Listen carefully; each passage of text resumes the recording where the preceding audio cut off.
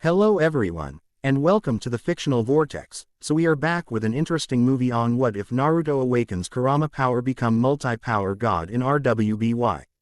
But before we start, I just want to remind you to please subscribe to my channel and hit the like button if you enjoy my content. Let's start the story. Cerulean eyes stared at the message on his scroll he received a few weeks ago. You are to return to Beacon immediately. I will explain when you arrive. P.S. Certain friends of yours are attending Beacon this year and Miss Ruby Rose is among them. I think she'd be happy knowing you're also at Beacon, don't you think, Naruto? Ozpin. Naruto scratched his head in irritation. Naruto is a 17-year-old male with cerulean eyes and blonde hair. His has tan skin and whisker-like marks on his cheeks and is wearing black and orange combat shirt, black pants, black combat boots. He is wearing a black hooded cloak that is tattered around the bottom. On the back of the cloak a symbol depicting a whirlpool is on the back of the cloak. Strapped to his back is a long blade put in a gray sheath. On his right shoulder he has a small slab of metal that has a leaf-like insignia inscribed on it. Naruto is currently on an airship on the way to Beacon. At first he was quite hesitant to do so because he was keeping tabs on the queen at the time, on the other he'd be seeing his friends, it was a no-brainer. Besides, he had a plan to keep track of the queen even while at Beacon, and how he's going to do that is a secret. Hurts like hell though. Naruto looked at the time on his scroll and closed it afterwards. He looked out the glass windows of the ship he was in and just took in the sights of the capital city of Vale, when he was suddenly had a coughing fit. Hey Kit, you okay? A voice in his head asked. Naruto's brow rose in confusion. Yes, why wouldn't I be? The voice sighed. You do know that what you did was dangerous, right? We don't even know if there are any dangerous side to it since you basically split your. Don't worry about it, Kurama, it's a small price to pay for making sure we know what she's up to. Besides, I feel just fine. I'll let you know if something's wrong. Naruto assured Kurama. Sigh. Whatever, just remember that if something happens I won't be able to heal you, you're on your own. Kurama reminded his friend. Though he isn't gonna say it to him, got a reputation to keep after all. Yeah, but still, wonder how Ruby got into Beacon, though I have an idea WHO let her in. Whatever, look out gorgeous redhead. 6 o'clock, Naruto turned around and had to agree with the fox's words. Gorgeous indeed, the redhead was wearing bronze-looking armor and a battle skirt with bronze boots.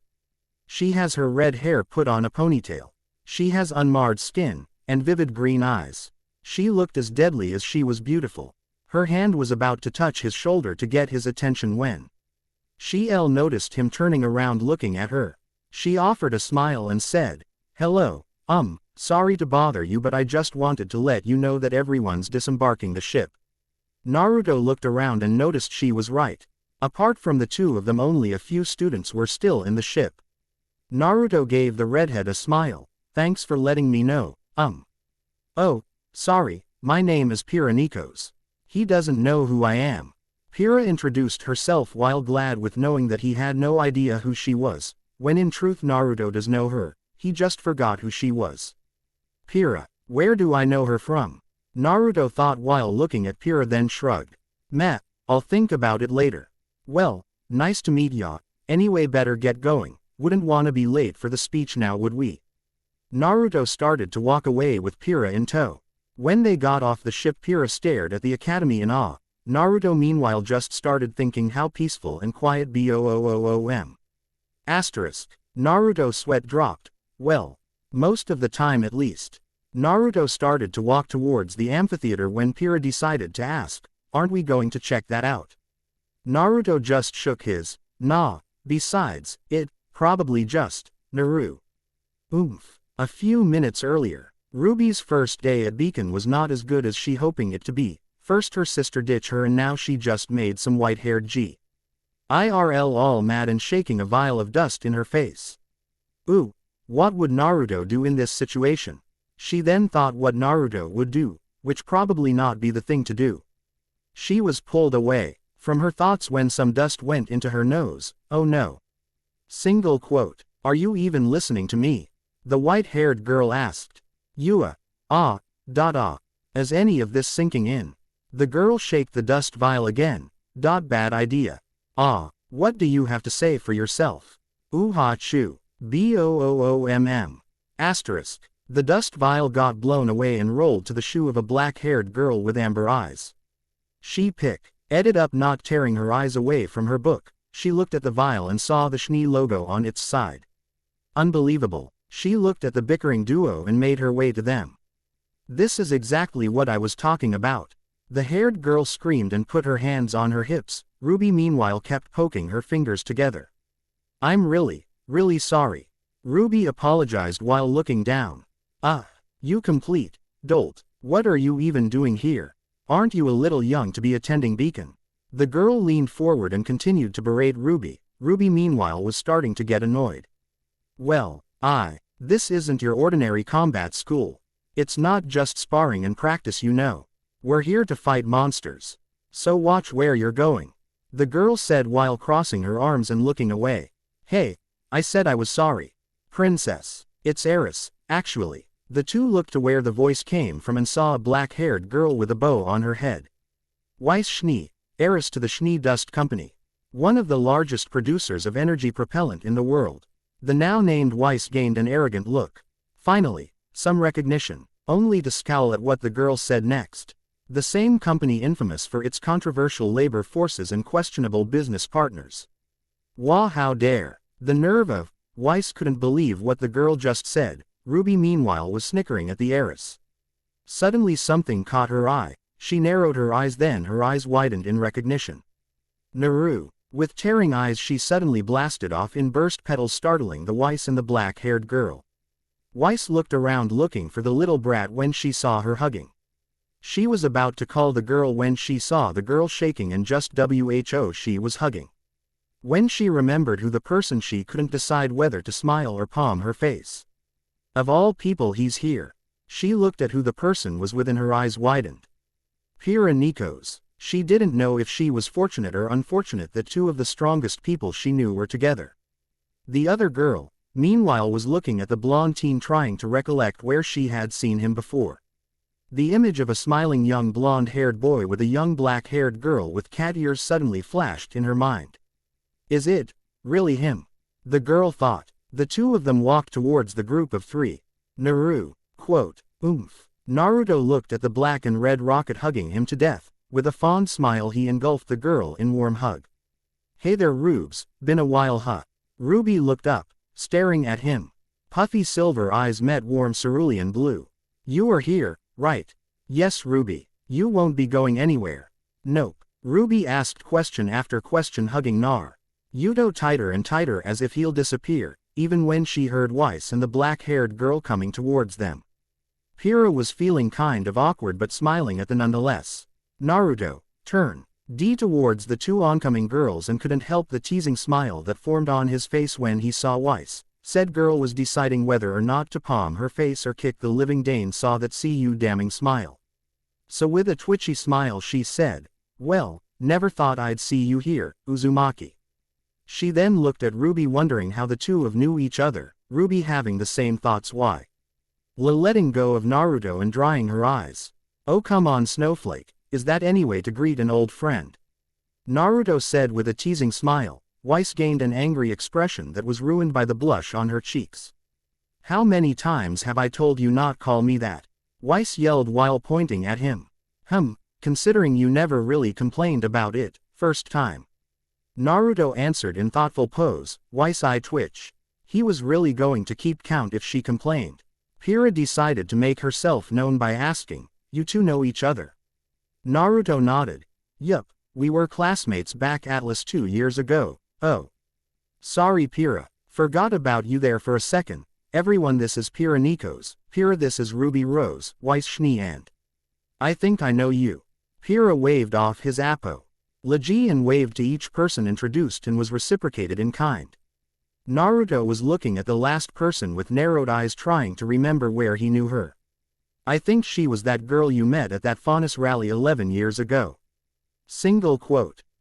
Kurama sighed at his partner's forgetfulness. Blake was getting uncomfortable with his staring, especially since his face was now a few inches from hers. Don't you remember? A few weeks after you met Ruby and her sister Young, you went to Vale with the Drunkus and met a black-haired cat-eared girl named Blake, Naruto said uncertainly after Kurama reminded him of when and where he had met Blake. Blake nodded and was about to say something when Ruby suddenly screamed, "Should we need to get to OR, we're gonna be late." She suddenly bolted away, leaving two stunned teens. One annoyed heiress and one snickering blonde. Weiss rubbed her brows while asking the snickering blonde, "She doesn't know where the amphitheater is, does she?" "Nope." "Nah." Ruto looked at Blake and mouthed, "We'll talk later." Blake nodded, nervous about their talk later. The five teens eventually made to where they told to go to after arriving to hear the headmaster's speech. They were looking around when someone called Ruby's name. "Ruby, over here." A blonde-haired girl with lilac eyes waved at them. "I saved you a spot." "Oh hey sis, look who's what the. Where'd he go?" The rest of her companions looked at her, then at the whiskered blonde, only to see an outline of him. "What the? Where'd he go? He was just here a minute ago." Weiss exclaimed, confused as to where her the idiotic blonde was. Blake meanwhile was holding a note, "We'll talk later tonight at the courtyard." Blake put the letter away, Pyrrha wondering what was on the note. The blonde-haired girl walked over to them. "What do you mean, Ruby? Who's here?" "Naruto's here, Yang. He was just here a minute ago." Ruby answered her sister while looking around. Yang's eyes widened. She lowered her head, her eyes shadowing her hair. "I see, so he's here, huh?" Yang asked in a strained voice. Ruby's eyes suddenly widened, remembering why Naruto had probably pulled a disappearing act. The others, with the exception of Blake, looked at the two sisters confused, more at Yang than Ruby. "You see, Ruby, Yang and Naruto have known one another since they were kids." She doesn't remember all the specify. CS, but apparently Naruto saved the both of them from a grim attack when Yang ran away from home with her in a wagon being pulled by Yang. Why Yang ran away in the first place, she was never told, but she had an idea as to why Naruto told her. Anyway, apparently they were attacked by Grimm and were saved by a passing Naruto. Afterwards they were found by their uncle, Kiro, who upon finding them gave Yang a stern talking to. Afterwards the group of four went back to the sister's home. She woke up halfway there but couldn't really remember much. After the whole fiasco, the three children could always be seen together, doing one thing after another. Those were fun days. After a few weeks, Naruto and Kiro went to Vale. Again, she didn't exactly know what happened, but when the two got back from Vale, a bruised up and drunk Kiro and a bandaged and Naruto greeted them. Apparently the two of them had a busy 2 weeks filled with rallies, Naruto meeting new people, fighting, meeting a headma stir and trying and failing to keep Kiro from getting drunk. Their father, Taeyang, was tearing Kiro a new one when he heard that he brought a kid to a bar. Ruby and Yang were listening to Naruto trying to recount what happened when they were in Vale. 2 years later Naruto left Patch, due to wanting to explore Remnant. Naturally she didn't want him to go for fear that he might not come back, like her mother. Of course it wasn't because she, and unknown to her, her sister and a few others, had a crush on him, no sir. But still he left anyway, with the promise that once he reached his first street up on his trip he'd contact them and if he had the time or was in the area would visit them. And for 5 years he was in constant contact with them, until 4 years ago.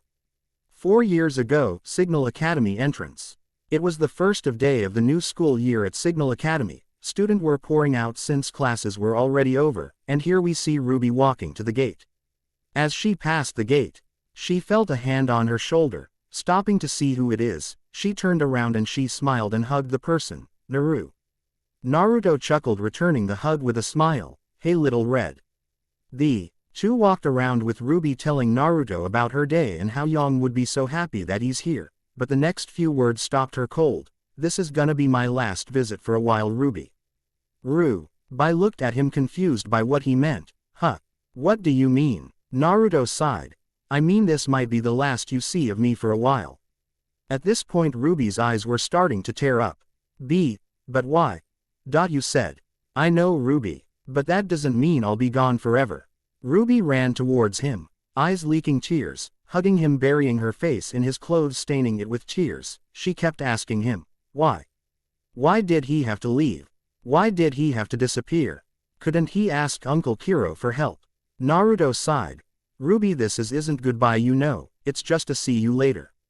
And with those RDS he suddenly vanished into orange particle, as if he was never there in the first place. RWBY looked around bewildered, trying to find where he went. After a while she went back home to let Yang and Taeyang of what happened. When she got home, Kiro was there with her family in the living room. When she told them of what happened, the results varied, but among the three Yang was hit the hardest since the two were close. Not as close as Naruto and RWBY was, but very near that level. Kiro thought of why the blonde would do that. Unknown to him, Naruto was already part of the group, and was doing missions for Ozpin, and would track him down to get answers. Yang had same mindset, only hers was kick his ass, then find out why he left. Taeyang was worried for the blonde, and RWBY just wondered when he'd come back. Present time, Beacon Academy Amphitheater, ahem. RWBY, reminiscing, was cut when she heard the sound of someone clearing their throat. All Beacon hopefuls looked towards the stage in the amphitheater and saw a gray-haired man with a cane in a black suit, dark green pants, black shoes, and is wearing shaded glasses. He is the headmaster at Beacon Academy, Ozpin. Beside Hi M is a blonde-haired woman in a white long-sleeved shirt, black business skirt, wears a tattered cloak and thin ovular glasses. I'll keep this brief. Ozpin looked at all the gathered applicants before continuing. You have traveled here today in search of knowledge to hone your craft and acquire new skills. And when you are finished, you plan to dedicate your life to the protection of the people. Ozpin's tone now took on a harsh tone, but I look among you and all I see is wasted energy in need of purpose and direction. Some of the people were muttering to one another. Ozpin's gaze traveled until they landed on Naruto, who was leaning on a wall in the back, who gave him a discreet nod. You assume knowledge will free you of this, but your time at this school will prove that knowledge can only carry you so far. It is up to you to take the first step. Ozpin stepped away from the mic and sent Naruto a glance that said, "Follow me." Glinda stepped forward to announce that they will spend the night in a ballroom and that initiations begin tomorrow. The students began filing out, and so did RWBY and company, with RWBY hiding behind anyone from Weiss. Yang had a nervous smile as she looked at RWBY and Weiss. She turned her head and quickly saw a face she had been looking for in the past 2 years, but he disappeared as she saw him. Yang clenched her fists. If you are here, why or another, you will tell me why you suddenly disappeared on us, even if I have to punch the answers out of you. And if you try to pull a stunt like that again, well. Yang resolutely thought, with a dark chuckle creeping out RWBY and the girls. Beacon hallway. Naruto suddenly shivered. I have a feeling I'm gonna clobbered to death or hugged to death later. Naruto shook his head and kept on walking. When he turned the corner, he stopped when he saw Ozpin standing in the middle of the hallway. Ozpin turned around and walked away, followed closely by Naruto. They made their way to Beacon Tower, and none of them said a thing during the trip. Once they got to the top of Beacon Tower at the Ozpin's office, Ozpin proceeded to the table and sat on the seat behind.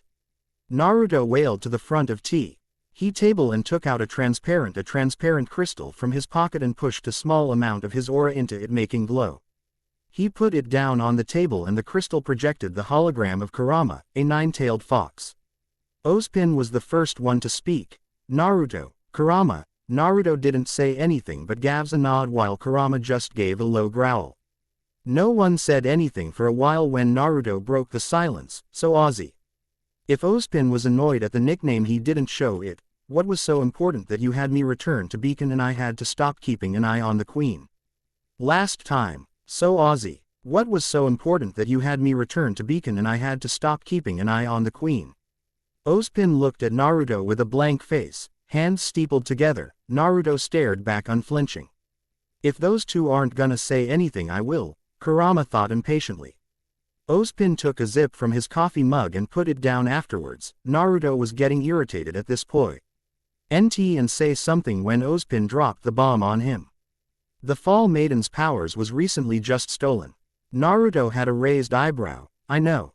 Ozpin's facial expression never changed except for the slight widening of his eyes to show his surprise. He was about to ask Naruto how he knew when he beat him to it. Hiro told me. Anyway, wouldn't you, Glinda and the rest of Beacon be enough if the Queen ever mounted an assault? Ozpin nodded. True, if it was just the queen we'd manage, but I've heard from Kiro that the queen has found allies in the White Fang. Now it was Naruto's turn to be surprised. The White Fang allying with humans. Well, that's a problem, but still not a reason for me to stop spying on the queen. If you did stop spying, Kurama added, much to Naruto's displeasure. Ozpin looked at Naruto, eyebrow raised. What does he mean by that? Naruto glanced at Kurama, then back to Ozpin. Nothing, he's just being. You used that, didn't you? Ozpin interrupted Naruto with a knowing stare. Naruto sighed. He suddenly put his hand over his mouth and began having a coughing fit, this one much worse than the one he on the airship. Ozpin stood up from his seat and went to the teen's side, patting his back in concern. His concern grew when he started coughing up blood. After a while, the coughing stopped and Ozpin went back to his seat while Naruto wiped the blood that he got on his hands, and Kurama started ranting. I told you not to use that technique, but did you listen? No. This isn't like the Cage Bunshin or your original body where YPU can just spam the technique willy-nilly. Need I remind you that this is just a temporary body until your original recuperates? And you using aura clones isn't helping. Ozpin decided to interject at this point. Speaking of original bodies, when will he be able to use his real body? Kurama was annoyed at the sudden interruption but answered anyway. It should have regained enough power that it won't put the barrier at risk by the time the Vital Festival ends, but you better be sure that everyone, and I mean everyone, is ready to fight off the Grim. Only reason that humanity is still standing is because she thought that the greatest threat to her plan is already dead when we set up the barrier. Not to mention I'm still trying to break her free from her control. Ozpin nodded. And they will, this is what they were training for. But until that time both the maidens and the barrier cannot fall. Naruto and Kurama nodded. CRAASSSH * glass breaking in background. Damn it Larry, I told you to be careful with those. Kurama shouted in exasperation. A large Ursa, Larry, came up on the projection and could be seen walking towards Kurama, standing on its hind legs and scratching its head, and kept mocking growling sounds that sounds like it's making up excuses. It looked towards the two humans and waved before looking back at Kurama. Ra or rara, RAAAR ra, GRRAAAAWW. Larry pointed at something. Then why'd you carry all of them at once? Kurama exclaimed. Gra ra ra, ra. Larry growled loudly, pointing at Kurama accusingly. I told you that 5 days ago. And don't you raise your voice at me. Now go to the corner and think about what you've done. Kurama shouted at Larry, pointing in a direction. Ra, no buts. Now move it into the corner with you. Larry walked away, head down. No matter how many times I've seen it, I still can't believe it. Ozpin stated with a large sweat drop. The Grim Remnant's greatest predator, reduced to an errand boy and being scolded by a large nine-tailed fox. After a moment of silence, Naruto broke it. Well, since I'm here, I guess I'll be attending as a student, huh? Ozpin smiled mischievously. Technically. Huh, as a professor then? Not really. Naruto was getting worried now. Ozpin, what exactly am I supposed to be doing while I'm here? He asked, but was getting the feeling that he was not gonna like it. Why do I feel like shooting Ironwood in the face?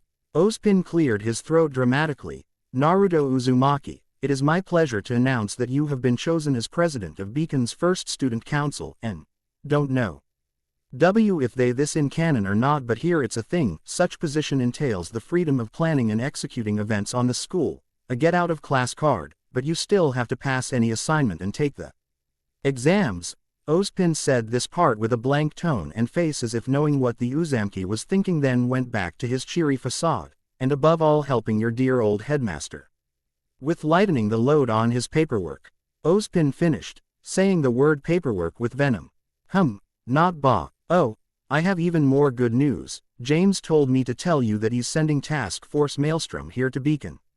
Something about them missing Captain Whiskers and easier combat deployment. Ozpin put his hand on his chin in mock thought. Naruto looked like someone soiled on his ramen, and Kurama was laughing out loud.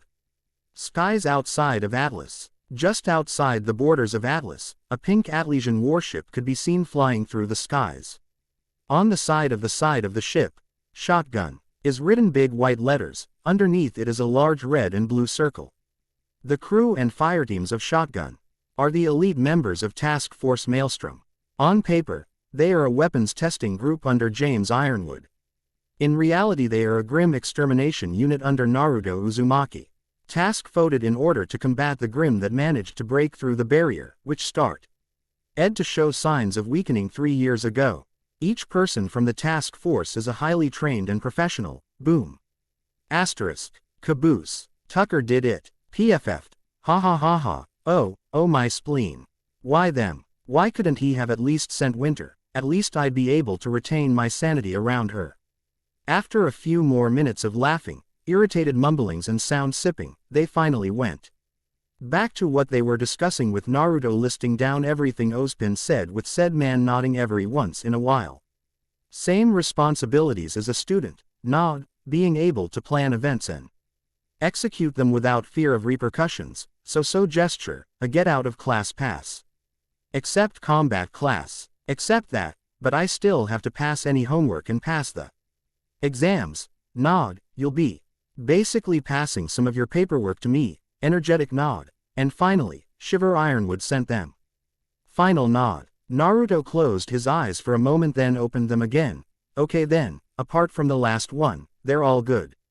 Anything else you want to tell me? Ozpin leaned back in his chair, closed his eyes and nodded. You still need to find 8 more members for the 5 remaining Positio NS and 2 regular members of the student council. As for the events, don't worry about the budget, the school will take care of it.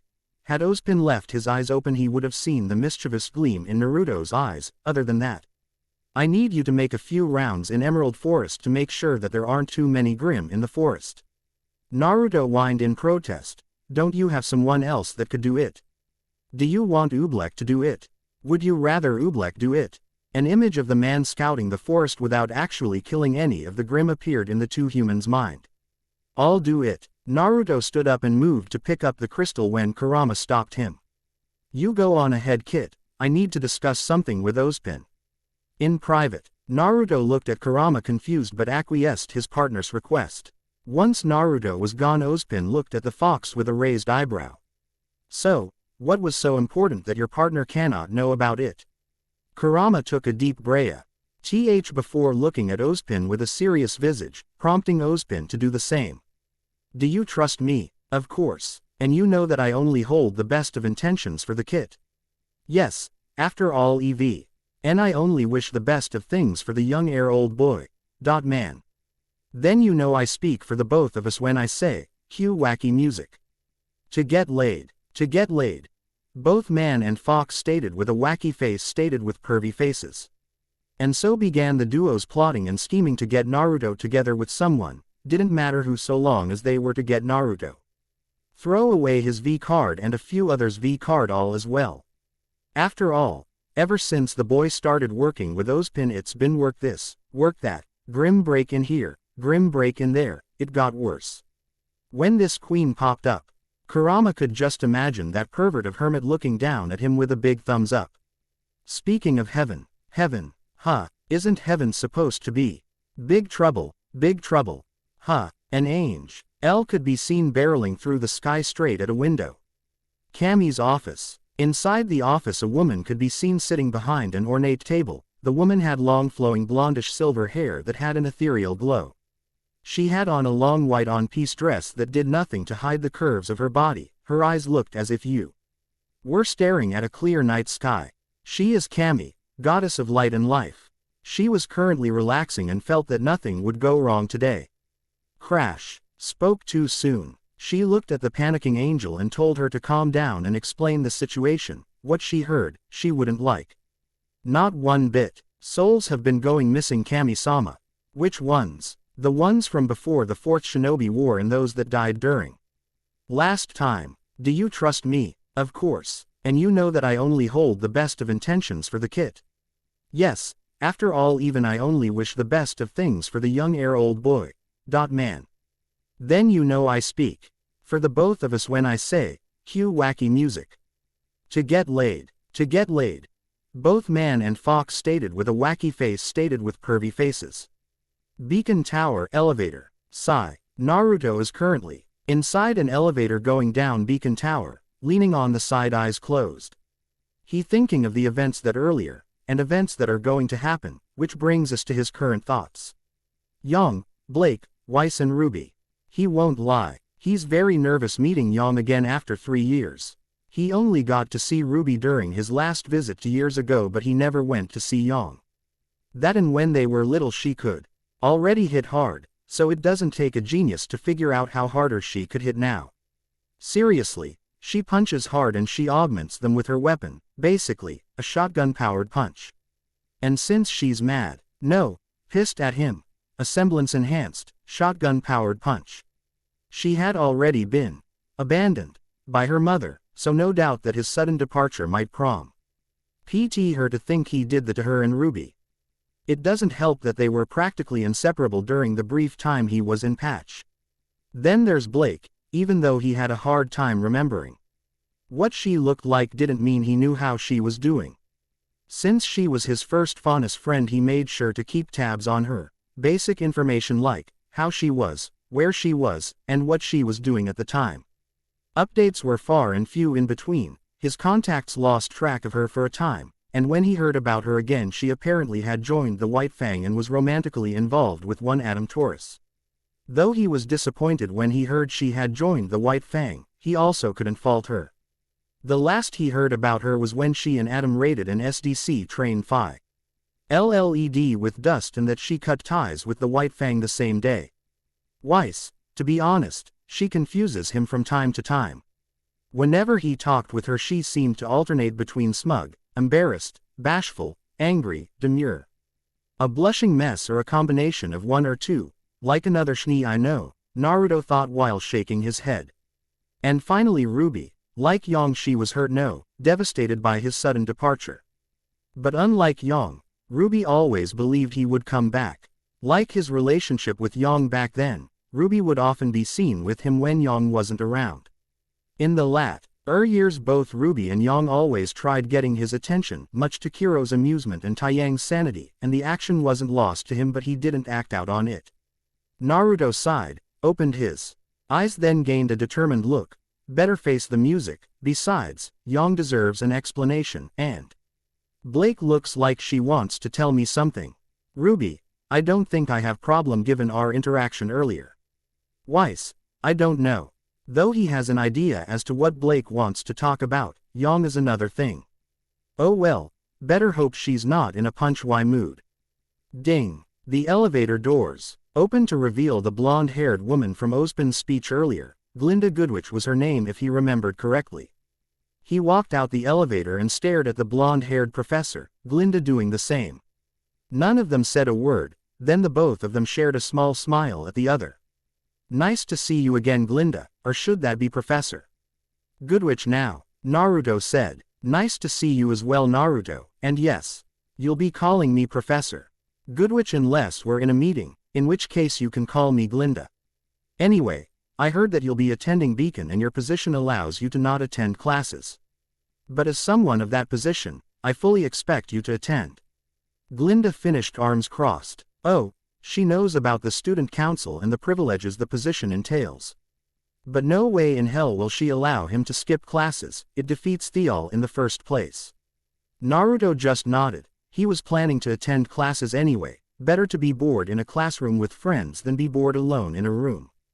After talking about a few things, Naruto bid Glinda farewell and made his way to the ballroom to talk with the blonde-haired brawler.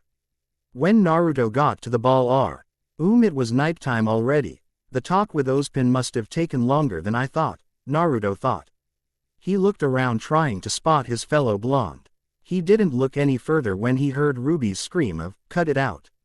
He looked to the left and saw the two sisters and Blake all in their pajamas, RWBY in a black tank top with a heart-shaped Beowulf design and white pants with pink roses in.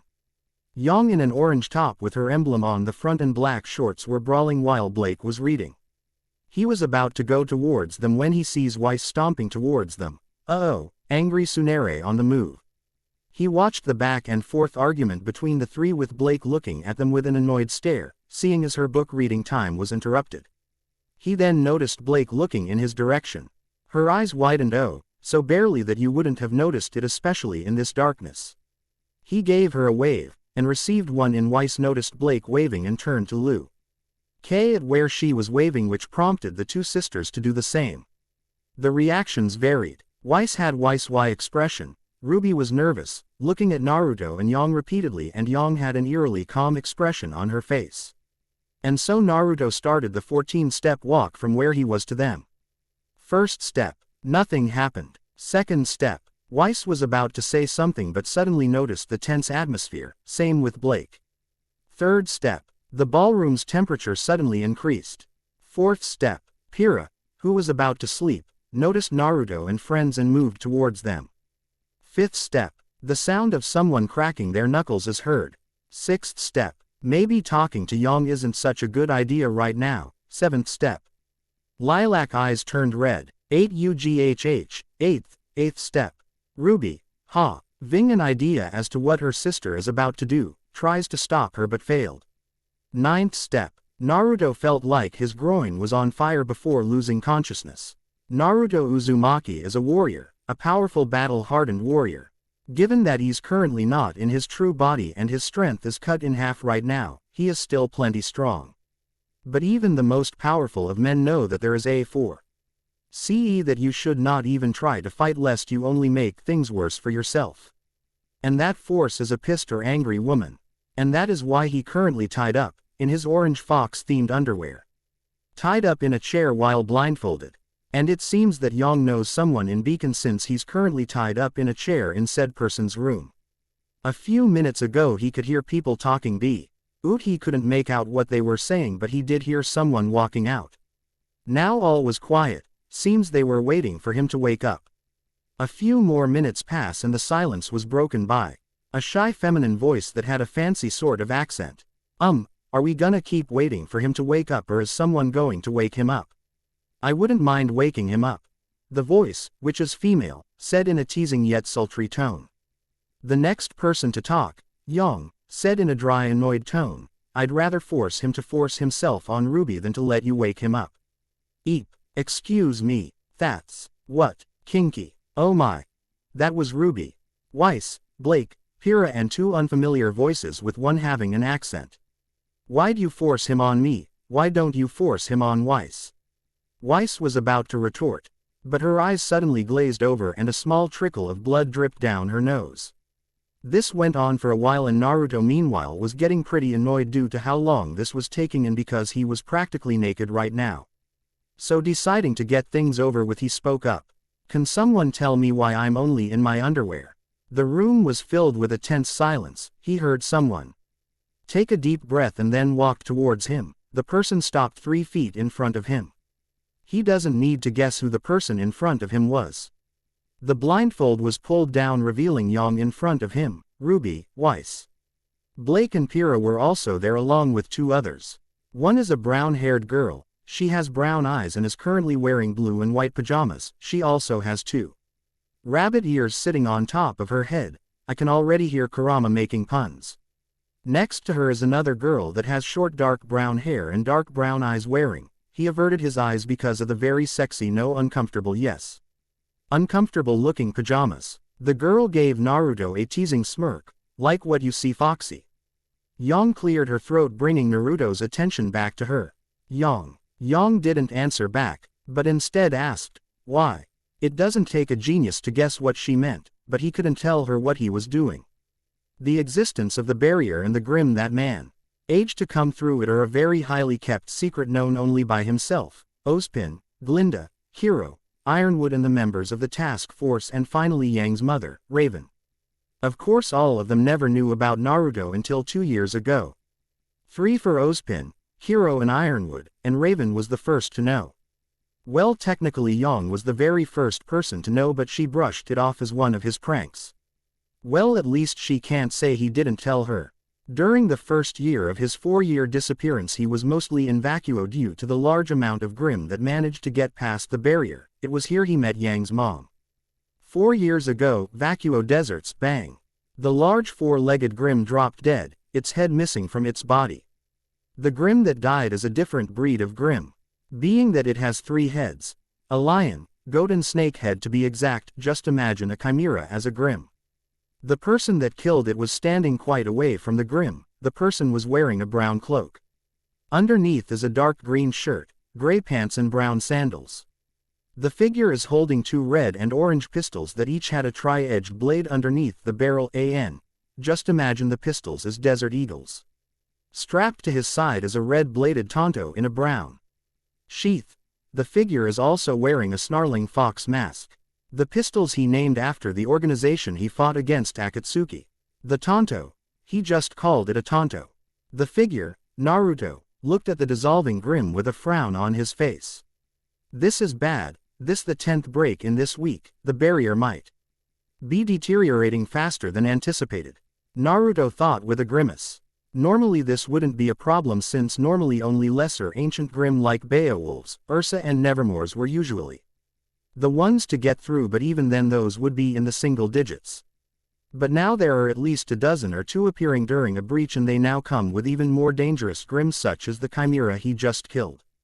At worst, lesser Grimm dragons are the ones that break through. Naruto took out a transparent crystal and pushed his aura into the crystal. Seconds later the crystal glowed. See Rimson and a small hologram of Kurama appeared. What's the status? Kurama asked in a gruff tone. So far so good, Kurama, is what I want to say, but Kurama sighed.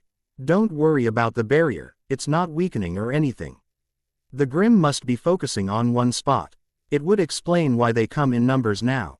Just get some rest, hold that thought. We've got another origin that popped up. Kurama's eyes suddenly widened, which made Naruto feel uneasy. Kurama and eyes widened is not a good combo. Gaki, head west immediately. A large number of Grimm are coming through the origin. I count at least 50 with 3 lesser Grimm dragons. Naruto could only say one word, shit. And if that wasn't bad enough, get going you idiot. Someone else is currently fighting the Grimm, and whoever they are, they won't last long. Blasted off from his position, the Grimm and the person fighting the Grimm are a few miles away. If he uses his semblance it'll take 15 minutes at least. Let me make it in time. I guess I didn't need to make it in time. When Naruto arrived at the designated battleground, the battle was already over. The area was filled with dead, dissolving Grimm. Except for the Grimm dragons.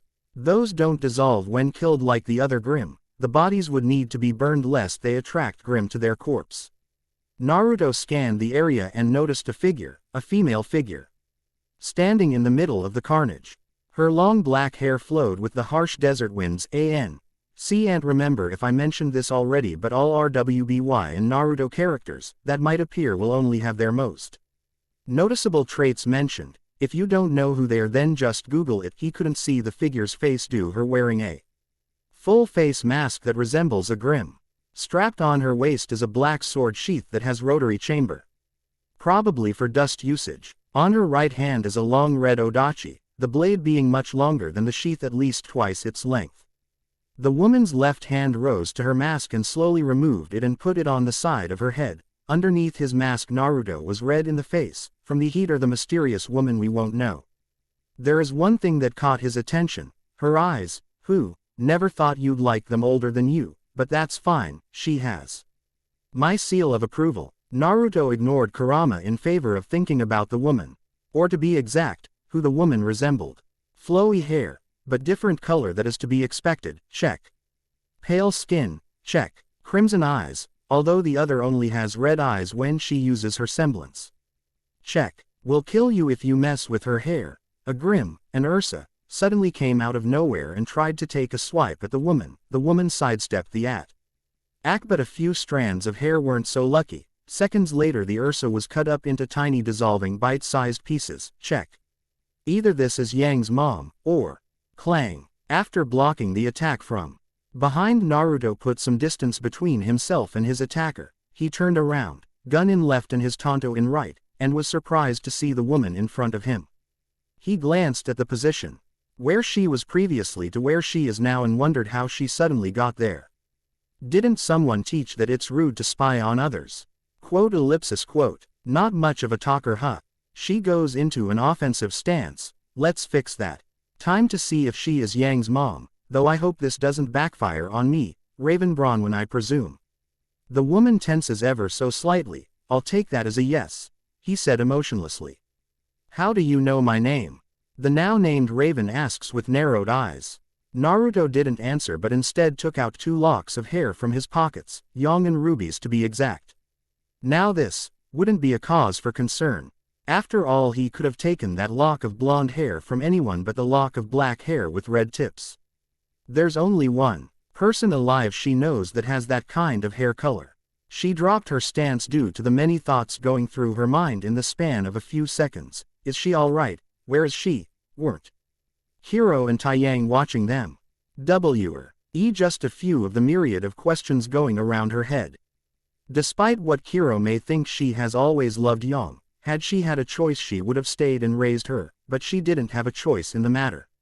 She was shaken from her thoughts when the boy in front of her spoke. Cute kids, those two, especially the blonde one. Yang, I think her name was. She wanted to really see her mom. She's been looking for you ever since she found out about you. I should know. After all, I would often be roped into helping her get a lead on where you are. So I'll ask on her behalf, why did you abandon her? Raven looked down. Is that what she thinks I did, that I abandoned her? Raven thought with a frown which deepened when she looked at the boy again. Who are you?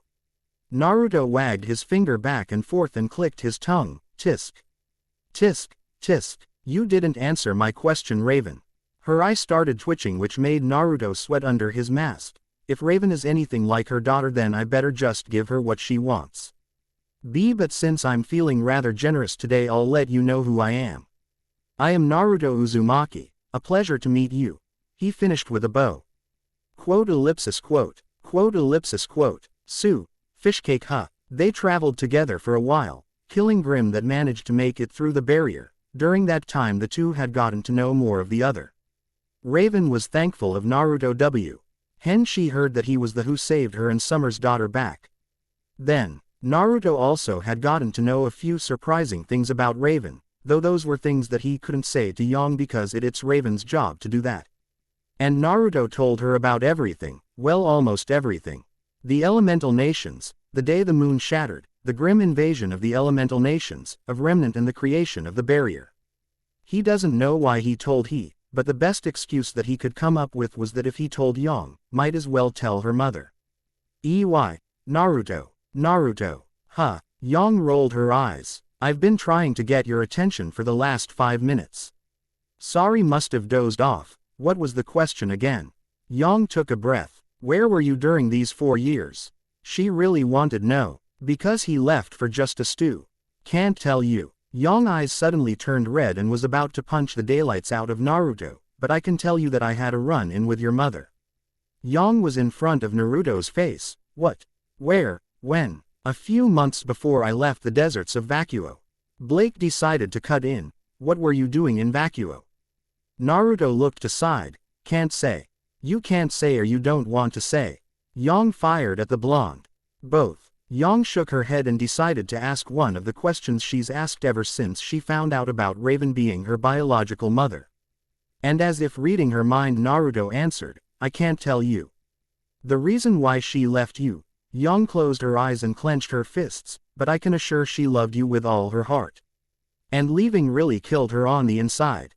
That did it for Yang. She fell to her knees, tears spilling out of her eyes, but she had a very happy smile that made the others smile as well. She may not know why Raven left her, but to know that her mother loved her is enough.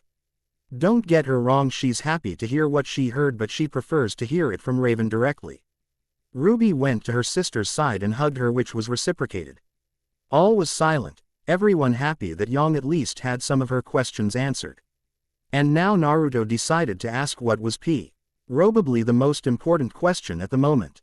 Now can someone tell me why I'm naked? And where did you put my clothes?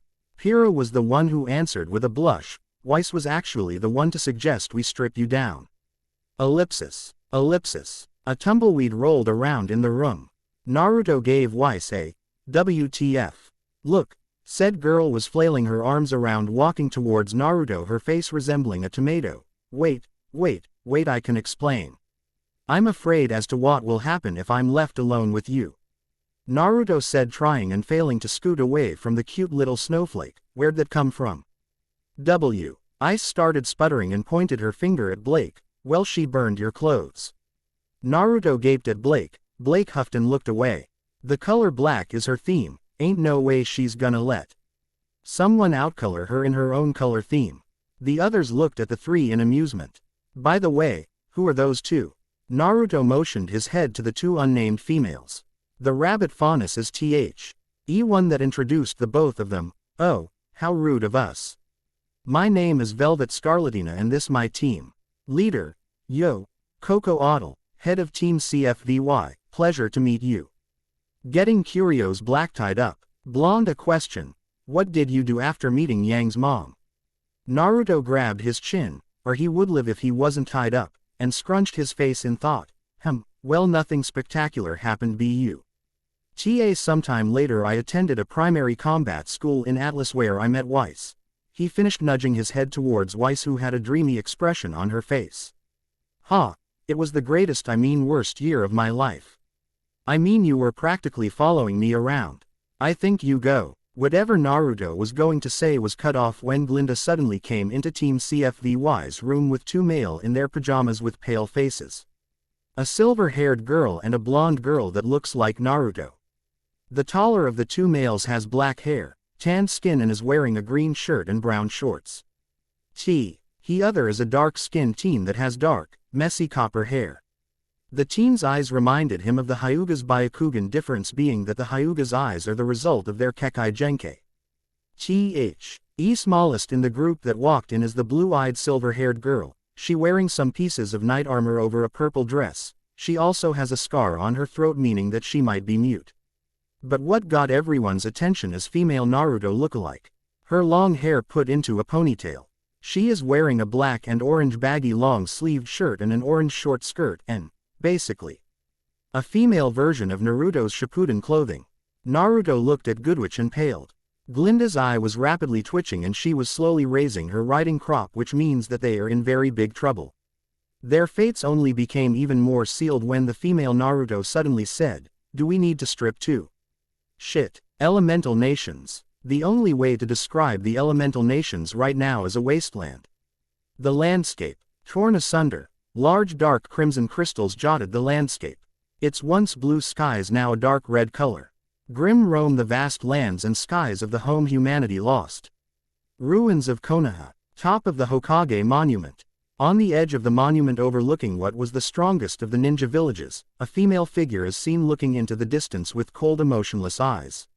The figure's skin is a deathly pallor, covered with tortuous, deep red and purple veins that run up her arms and face. The sclera of her eyes are jet black and her iris is red. She has a BL.AC diamond-shaped marking in the center of her forehead. She wears a very long black cloak with red designs resembling eyes. She has white hair formed into a bun with 6 offshoots from which ornaments are suspended. She hears footsteps heading towards her and she turns around to see a very pale man with long black hair and yellow snake-like eyes. Orochimaru, did you finish what I asked? The figure said with a mocking smirk, which Orochimaru reciprocated with a sneer but answered nonetheless. Yes, everyone he knew that he was quite close with or affected him to a great degree are people that would be able to match him. Orochimaru made some hand signs and 15 coffins rose from the ground and 15 figures stepped out. Haku Yuki Zabuza Momochi Tsunade Senju Jiraiya. Kakashi Hatake Nagato. Neji Hyuga Hinata Hyuga. Konohamaru Sarutobi Hiruzen Sarutobi Gara of the Sand. Killer B. Conan. Sai. And Kushina Uzumaki. The woman hummed in thought then looked at the snake man in irritation. 15. That's the best you can do. Orochimaru snorted. Don't get me started Salem. Their DNA were the only ones I have left. Salem minutely nodded her. She spread her arms and dark red miasma started seeping out of her. It enveloped the shinobi for a few seconds, then it receded. The now bear a resemblance to Salem, all of them now having a deathly pale pallor and red veins on their faces. They each wear grim masks that have a red eye similar to the one on Salem's cloak. You have served me well, Orochimaru. Orochimaru tenses. When someone says something like that, it always means. Squelch. Orochimaru's eyes widened. He looked down to see an arm going through his abdomen. So I'll grant you the honor of dying by my hand. Why you'll pay F gasp for this. She flicked Orochimaru away. When he landed he was immediately set upon by Grim devouring him. Salem chuckles. Tick-tock Uzumaki, you're running out of time, make haste before the bell chimes. Her irises glowed red, the grim, M-fied shinobi standing behind her, and behind them 8 large-tailed beasts rose from the ground. The creatures let out a loud haunting roar that rocked the landscape, which signified the coming storm. Last time, can someone tell me why me I am only on my underwear? Ellipsis. Sue. Fishcake huh. Ellipsis. Do we need to strip too? Ellipsis. Tick-tock Uzumaki, you're running out of time, make haste before the bell chimes. What in Ohm's name is going on in here? Shouted Glinda, whose face started to turn red, from what should be obvious. Quote ellipsis quote, quote ellipsis quote, quote ellipsis quote, quote ellipsis quote. No one wanted to answer because if they do then they risk facing the full wrath of the Bad Witch. When no one answered, Glinda rubbed the side of her temple to alleviate the coming headache. She felt a tug on her sleeve and turned to see the silver-haired girl with her hand on her sleeve. Is something the matter, Ms. Hellscythe? The others in the room all thought. Hellscythe, is that her name, last name? Hellscythe, at least they'll call her that until they find out her first name. Pulled out a pad and started writing on it, then showed it to Glinda once finished. Toilet. Glinda sighed and looked towards the tied-up Uzumaki. She flicked her riding crop and the rope undid it itself. Mr. Uzumaki, please escort Ms. Hellscythe. I'm coming too. To the nearest toilet. Glinda commanded Naruto while ignoring the female Naruto look-alike. What? Why me? Because other than Ms. Ottle and her team, you are the only person in this room who knows Beacon's layout, that and you need to get dressed. This was Glinda basically saying, get out. Get dressed. Do your job. After Naruto and the Hellscythe girl, along with his look-alike, left the room, Glinda redirected her attention on the remaining students in Team CFVY's room. Well, will someone tell me why Mr. Uzumaki was tied up in a chair earlier, practically naked I may add? Yang was about to answer when Team CFVY's leader suddenly spoke in a wistful voice, buy eye candy. And once again they shared the same thought. Shit. Outside one of the many bathrooms in Beacon we now find Naruto arguing with his female look-alike. What the hell are you doing here, Naruto? You were supposed to be spying on them, not study here in Beacon. Naruto, who is now wearing an Anbu uniform he took from an aura-powered Fuinjutsu seal on his wrist he prepared beforehand, whispered angrily to his now named female look-alike Naruto, who waved off his concern, to avoid letting the silver-haired girl hear even the tiniest bit of what they're talking about. Naruto, is the aura clone he say? NT to spy on the queen a week ago prior to his coming to Beacon. She was supposed to be his ear on the inside, but her now being in Beacon put a damper on that. He also can't just dispel her. People H. Avenue already seen her, and her suddenly disappearing will lead to questions that he doesn't want to answer at this point in time. Mo, don't worry about it too much, Na-kun. And tell me why I shouldn't worry about it. And don't call me Na-kun. Naruto shouted, raising his fist in a comical manner. Because I have an insider inside their group. Naruto answered with a grin and 2 thumbs up. You could have just said that from the start, you know. Naruto said in deadpan. Naruto sheepishly smiled and bopped herself on the head. Naruto sighed for what must be the 10th time this day. The Naruto clones always gave him headaches. Unlike his normal shadow and aura clones, the Naruto clones always displayed a greater degree of independence from the rest of her clone brethren. The Naruto clones could also only be used in ones, as in he can't make more than one Naruto clone. He has tried making more in the past, but the resulting clones were always Naruto clone is capable of making numerous male and female copies. Sometime he wonders if Naruto is a different person altogether instead of just a jutsu he made when he was kid. Naruto shook his and decided to question Naruto on who her associate in the Queen's group is.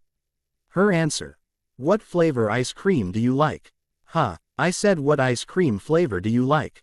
I know wah. I hear Neapolitan's fairly popular this time of year. Is she mentally alright? Any further discussions were stopped when the bathroom door opened and out came the silver-haired girl. Naruto put up a smile and asked, Hey there, done with your business, Ms. Hellscythe? The silver-haired girl nodded. Yes, and please call me Euclid, we're the same age after all. Naruko smiled and introduced herself. And I'm Naruko Namikaze, but you can just call me Naruko or sis. Naruto meanwhile, Naruto's imagination. Euclid had her hands and arms in front of her, she's looking down while fidgeting cutely.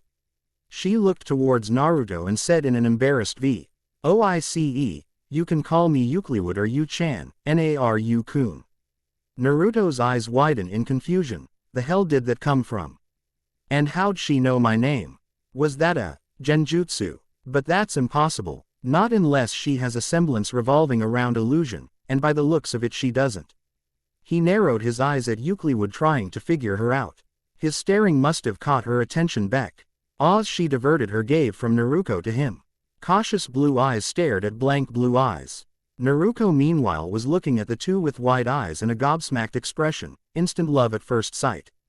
Both teens felt a sudden need to whack Naruto's head. Soon enough, Euclid told Naruto to stop his staring, which resulted in Naruto once again hallucinating what EU wrote on the pad. Whatever, I still have something to do. Naruto turned around and started walking down the hallway. Naruto and Euclid followed after him shortly. Her curiosity slipping in, Naruto asked Naruto, where he was going this late into the night. I'm going to Emerald Forest. Why? Subtly glancing towards Euclid he answered. Just going to clear my head. Naruto nodded then yawned. I see, well I'm gonna get some sleep. See ya tomorrow. Naruto went in the opposite direction towards the ballroom.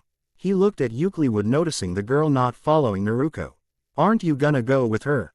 Shake. Have trouble sleeping? Shake. Naruto tilted his head at her in amusement. So you wanna come with? Nod. Naruto smirked. Suit yourself, the name's Naruto Uzumaki by the way. Euclid tilted her head. She actually thought the two were siblings, twins even due to how close they looked alike. As if knowing what she was thinking, Naruto answered her unasked question. We're half-siblings by the way, me and Naruto. Technically it's a lie. After all, he's the one that gave birth to Naruto, thus making them a family of sorts. But Naruto is just a persona for his Oroike no Jutsu, so if anything she is just a fake person. But no need for anyone to know that. Great job Pyrrha, not even a student of Beacon yet and you've already gotten into trouble. Pyrrha sighed dejectedly. She is currently walking back towards the ballroom alone. The others are still in Team CFVY's room getting reprimanded by Professor Goodwitch. She shook her head of negative thoughts and smiled at the bright side of things. She managed to make friends, real friends that don't fawn over her or befriend her due to her status as the invincible girl. Her thought then drifted towards Naruto. Now don't get her. She isn't in love with him or has a crush on him Mawahaha, yet, but she felt as if she's met him before. When she turned around the corner, she saw the blonde in her thoughts currently walking out of the locker room with the silver-haired girl from earlier with their weapons.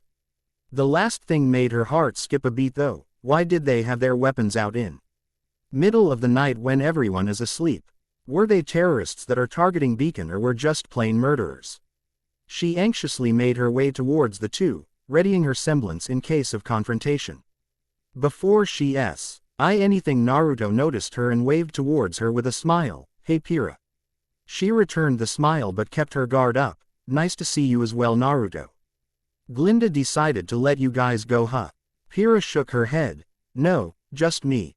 The others are still in CFVY's room. Well that sucks. Pyrrha nodded in agreement. She decided to ask the reason why she was on guard in first place. Naruto, why do you have your weapons out? Naruto quirked an eyebrow then smiled. Well, if you really want to. No, me and Euclid here are going to Emerald Forest to cut us up some grim. Pyrrha sighed in relief then dropped her guard. She looked at EU. So that's her name, Euclid Hellscythe. Then her thought went to the last thing he said. You two are heading to Emerald Forest. Yup. Nod. Alone. That's right. Nod. In the middle of the night. Exactly. Nod. Naruto waved of her concern with a smile. Don't worry, I've got permission to do so. That was rather surprising. The blonde had managed to actually get permission to go to Emerald Forest, but she didn't question how he got it. Instead she asked, got room for one more? With Naruto. Naruto is currently just outside the ballroom. Wearing a dark orange shirt with a ramen bowl on the front and ultramarine colored shorts, talking to Kurama using her own communication crystal. So Kurama, what did you need me for that? I had to improvise on how to spy on the queen. And why wasn't I allowed to tell Naruto? Naruto stated seriously with a frown on her face. A far cry from how she conversed earlier with Naruto. Kurama sighed and thought of how to explain this to her. Listen carefully Naruto, because I will not repeat what I said. Kurama closed his eyes and took a deep breath. When he opened his eyes they conveyed just how serious the situation is, which prompted Naruto to straighten up and listen carefully for what Kurama has to say. Kurama opened his mouth and what came out shocked her, because that was the last thing she expected the fox to say. Can you kill Uzumaki Naruto, when the time comes? Emerald Forest. Emerald Forest, the site of Beacon's initiation, takes place here each year, where many undergo Beacon's trial and few ever pass. In the middle of the forest is an altar that has a few empty stone pillars. The usually quiet forest is currently hosting 3 aspiring huntsmen, one by force, the other 2 willing. And a horde of Grimm currently fighting each other. 2 Beowulfs went down with their heads blown off, courtesy of Naruto's pistols, and Ursa came up behind Naruto about to swipe him. It never got to when it found itself diagonally cut in half by a bronze scythe. Naruto gave Euclid a nod in thanks, which she returned. She suddenly turned around swinging her scythe, killing 2 Beowulfs that were lunging at her. Naruto whistled. Damn, she sure is quick with that. Euclid stabbed a Grimm and launched it into another group of approaching Grimm, knocking some of them down, and dangerous. He looked towards Pyrrha's position and saw her having little difficulty with handling the Grimm on her side. She was very crafty with using the weapons at her disposal, Milo and Akoo. She uses Milo's sword form when dealing with enemies that are too close. When some are a few feet away, she'd quickly shift it into its spear mode to attack and would bash any approaching Grimm with Akoo, and when she's finished her opponents, she'd again shift Milo into its rifle form and she'd support them from afar, and he'd do the same for them when the Grimm on his side are taken care of. He then thought of the real reason as to why he even agreed to Ozpin's request for him to patrol Emerald Forest, a barrier breach. He sensed the breach when he stepped off the airship and into Beacon. It was exact. The moment his foot stepped on Beacon grounds, the breach happened. He was confused on as to how when Kurama couldn't, but just chalked it up to his body being connected to the barrier via his true body. He knew. This was no coincidence though. The enemy knew he was at Beacon, and this was their way of saying, "We know where you are." As the trio got closer and closer to the origin, Naruto suddenly froze at the familiar energy he felt. No one should have access to chakra, though whatever came out of the origin definitely has chakra. That is not what got his attention. It's the familiarity of the chakra signature. It was impossible. That person is long dead even before the 4th Shinobi War began. But there was something wrong with their chakra. It feels tainted somehow. He then remembered where he felt this, or rather from what jutsu, Edo Tensei. And only one other person alive aside from him and Kurama know this jutsu, Orochimaru. He was about to get angry at the snake Sanin, but he remembered that Orochimaru no longer dabbled in that kind of forbidden art after the war, since they both agreed that they wanted to avoid another undead shinobi scenario. After the war, and they burned and erased everything they could find pertaining to that jutsu, and he was able to find an alternative way to immortality. They also fought side by side during the early stages of the Grimm invasion of the elemental nations 1900 years ago, which only leaves one thing: Orochimaru got captured by the enemy. But the taint in the person's chakra is bothering him though. Because the taint feels similar to the Grimm. He couldn't think of that right now. He needed to get Pyrrha and Euclid out of here, while he knew they were plenty strong from what he's seen, especially Pyrrha. They are in no means ready to face off against shinobi, especially an Edo Tensei summoned shinobi. In all actuality, even he isn't strong enough to go toe-to-toe with whoever is at the origin. Which from what he could tell is cage level or bordering cage level, but since it's an Edo Tensei it might as well be cage level. He can fight whoever is there, but actually winning. The odds were stacked against him. But he needed to fight whoever it was, because only he and Kurama are the only ones that can close an origin, and the longer an origin is left open, the more Grimm from outside the barrier will pour in. He can't even call for support since he left his communication crystal back at Ozpin's office. And by the look of things, by the time Kurama even notices the breach, it'll be initiation time. He looked to his two companions and said in a carefree manner, "Well, that was a refreshing fight." The two agreed, EU with a nod and Pira vocally, "Yes, it was, wasn't it?" Naruto nodded. "Yup, well, in any case, we should head back now. It's been a long night." Pira and Euclid agreed to that wholeheartedly. They were quite tired and ready to just drift away to Orpheus' realm. As the trio moved towards Beacon, Naruto suddenly stopped, prompting his companions to do the same. "What's wrong?" Pira asked. Naruto chuckled sheepishly and rubbed the back of his head. "Sorry. But I think I left something back there. You guys go on ahead without me, I'll catch up." Pira smiled. "Don't worry, we'll help you look." Naruto faked a blush and a panicked expression on his face and shouted, "No, no, hee ahem. No need to that, guys, girls, I can find it on my own. Sides, won't take me long." Pira fell to his ruse since she just gave him a twitch-subdued smile. Shigyu. SSED that whatever was left behind must have been rather personal or embarrassing for anyone to see for the blonde-haired teen. Euclid was not fooled, however. She saw that while his body said embarrassed, his eyes however conveyed fear and concern towards them. It felt nice, it was the same feeling she'd get from him before. She shook her head. No need to dwell on the past. When looked to the two, it seems Pira has agreed, albeit reluctantly, to head back to Beacon ahead of him. Pira called her name. She was already some distance from her and Naruto. Naruto was about to turn around when he noticed Euclid staring at him. He moved towards her and bended a bit to be eye level with her. "What's wrong? What are you really going to do? I told you, I dropped something back there and I'm just gonna." "You're lying." Naruto raised an eyebrow. "What makes you say that?" "That's what he also said." Naruto leaned towards her, listening intently. "He said that he was just getting something, that he'd be back. But he never came back. Everyone always says that, but they never come back." Euclid lowered head, her hair shadowing her eyes, her body quivering at past memories. She was jolt from her thoughts when she felt a hand poke her forehead. She looked up and saw Naruto smiling at her with his middle and index finger pointed at her forehead. The image in front of her shook even more. Memories of a pale teen that has grayish-white hair ruffling her hair with a smile flashed in her mind. She froze when Naruto put a hand on her head and started ruffling her head.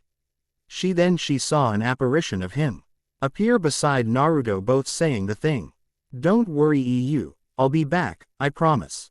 Euclid was about to say, write something when Pira called out, "You, come on, we need to get back to get some rest from tomorrow." Euclid nodded. Before she went to follow Pira, she said a few more words to Naruto. "Please, take care of yourself. You, Naruto and Pira are one of the few friends I have."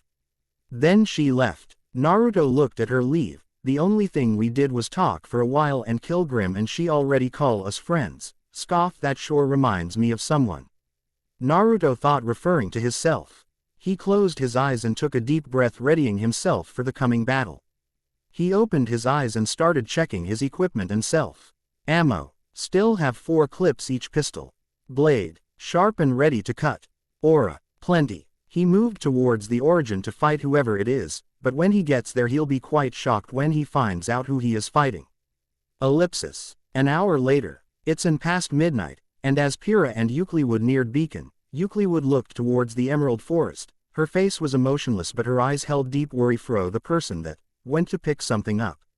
Pira glanced at her and asked her what's wrong. She answered with a shake of her head. She took one last look at the forest before continuing her trek with Pira back to Beacon. Her last thought to the blonde, "Please, stay safe." With Naruto. Naruto was anything but safe at the moment, having to fight hordes of Grim before arriving at the dodge numerous bone spikes from his opponent. He was in a bad position. He's tired, wounded and almost out of ammunition. His Anbu armor is cracked in different places. The same could be said for his opponent. His opponent stood at an imposing 6 feet 3. Wearing a green short skirt, kimono and pants, he is also wearing hand guards, a black belt, wooden sandals and a red haori with 2 yellow circles on each side. What got his attention is the large scroll on back. That scroll is the summoning scroll of the Toads of MT. Myoboku, and he buried that scroll with the original summoner, his late master and godfather, Jiraiya the Toad Sage. If he was still anything like his past self, he'd deny what he's seeing right now, even going as far as talking to Jiraiya in a futile attempt to remind him who he was. But war changed that. Time changed that. Something was wrong though. For one thing, Jiraiya is wearing a large grim mask that is covering his entire head. His skin is deathly white that had purple veins spread throughout his body. A normal Edo Tensei did not have those traits. He thought to think of it for another time because he had to dodge a fireball heading his way. He jumped to the side and fired 2 shots at Jiraiya, which he dodged. Naruto quickly shortened the distance between them and engaged in close quarters combat. Jiraiya countered by lengthening his hair to bind the Uzumaki, which was met by Naruto's aura chains. Jiraiya was about to put some distance between these, suddenly met with the barrel of Naruto's gun. Bang! Poof! Jiraiya's body exploded in a plume of smoke, signaling that it was Shadow Clone. Naruto narrowed his eyes at his surroundings. Jiraiya appeared behind, a blue spiraling sphere on his outstretched hand. Naruto wrapped his aura chains around him at the last moment to block the attack and sent one at Jiraiya. The Rasengan launched Naruto from his position and into tree, disorienting him. When he regained his bearings, Jiraiya was gone. He briefly connected to Hi's main body and sensed that the origin had already closed, leading him to believe that whoever was controlling Jiraiya had ordered him to retreat. When he was about to reabsorb his chains, he paused. Each chain he used to stab Jiraiya had blood on it.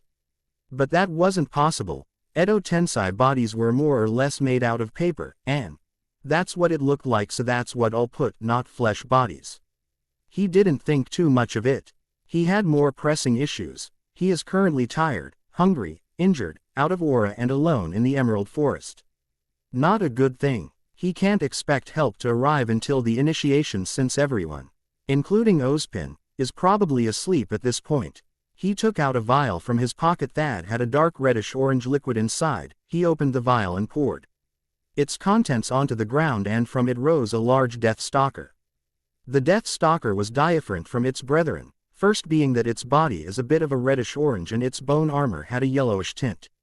The usual red markings are still there, but its eyes were blue instead of red. Naruto then decided to sleep, since the Grim he summoned is actually one of Kurama's Grim. It was only to be used in emergencies, and this was an emergency. The Grim gingerly picked Naruto up with its tail and deposited him on its back. The Grim moved aimlessly while waiting for its master to wake up, but until then its objective is clear. Defend master from anyone or anything attempting to get close by any means possible. What in Ohm's name is going on here? Ellipsis. I said, what flavor ice cream do you like? Ellipsis. Got room for one more. Quote. Ellipsis. Please, take care of yourself. You, Naruto and Pira, are one of the few friends I have. Ellipsis. Humanity's undoing will be their own, and not even you will be able to stop it. Yesterday, applicants from all over Remnant arrived at Beacon in hopes of being able to pass its initiation and become one of its students. And today is the day that they will find out if they have what it takes to be a student at Beacon. It is quite early in the morning, and a few of the applicants have already risen up, getting ready for the test they are about to take. But let us focus on a rather interesting pair of aspiring huntsmen. In the ballroom, a girl with orange hair is sitting in front of sleeping boy with long black hair. The girl is wearing a black vest. A white, sleeveless top is underneath that has tiny heart-shaped symbol between her cleavage and collarbone. Her shoes are a mix of pink and white with pink laces, displaying her emblem on their soles. This Nora Valkyrie, resident pancake enthusiast, soon to be Ursa rider and leg breaker. The sleeping black-haired boy is currently wearing a dark green, long-sleeved tailcoat with a black long-sleeved shirt underneath and light tan pants. This is Lai Ren, Nora handler, and calm guy. Nora, who is looking at a sleeping Ren, is contemplating the best way to wake up Ren. Maybe with cold water. Nah, how about a piledriver? Nope. Oh, I know. I'll wake him up using Monhild. Nora thought with a big mischievous smile. She was about to go get her hammer when Ren, as if sensing the oncoming danger, suddenly woke up. He looked at Nora with a blank face, which was returned with a big cheery smile. He doesn't what Nora was planning, but he Knew it would be bad for his health. Nora is good person, she really is. But only knows what's going on in her mind. He looked at Nora when he heard her call him in an un-Nora-like voice, which is timid. Hey, Ren. Ren looked at her wondering why she was acting the way she is right now.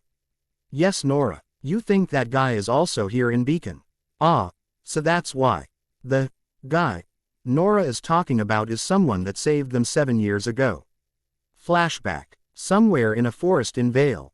A 10-year-old Nora and Ren are running as fast as their little legs can go, behind them plumes of black smoke rising high into the sky. The settlement they lived in came under attack by a large horde of Grimm. The huntsmen fought while the civilians went to safety. The two of them got separated from their parents during the attack. They never had the time to search because the Grimm were all around the settlement. So with a distraught Nora in tow, Ren led the two of them into the nearby forest hoping to get away from the attack. Ren suddenly heard howling behind him. ND pushed his already exhausted body to run further.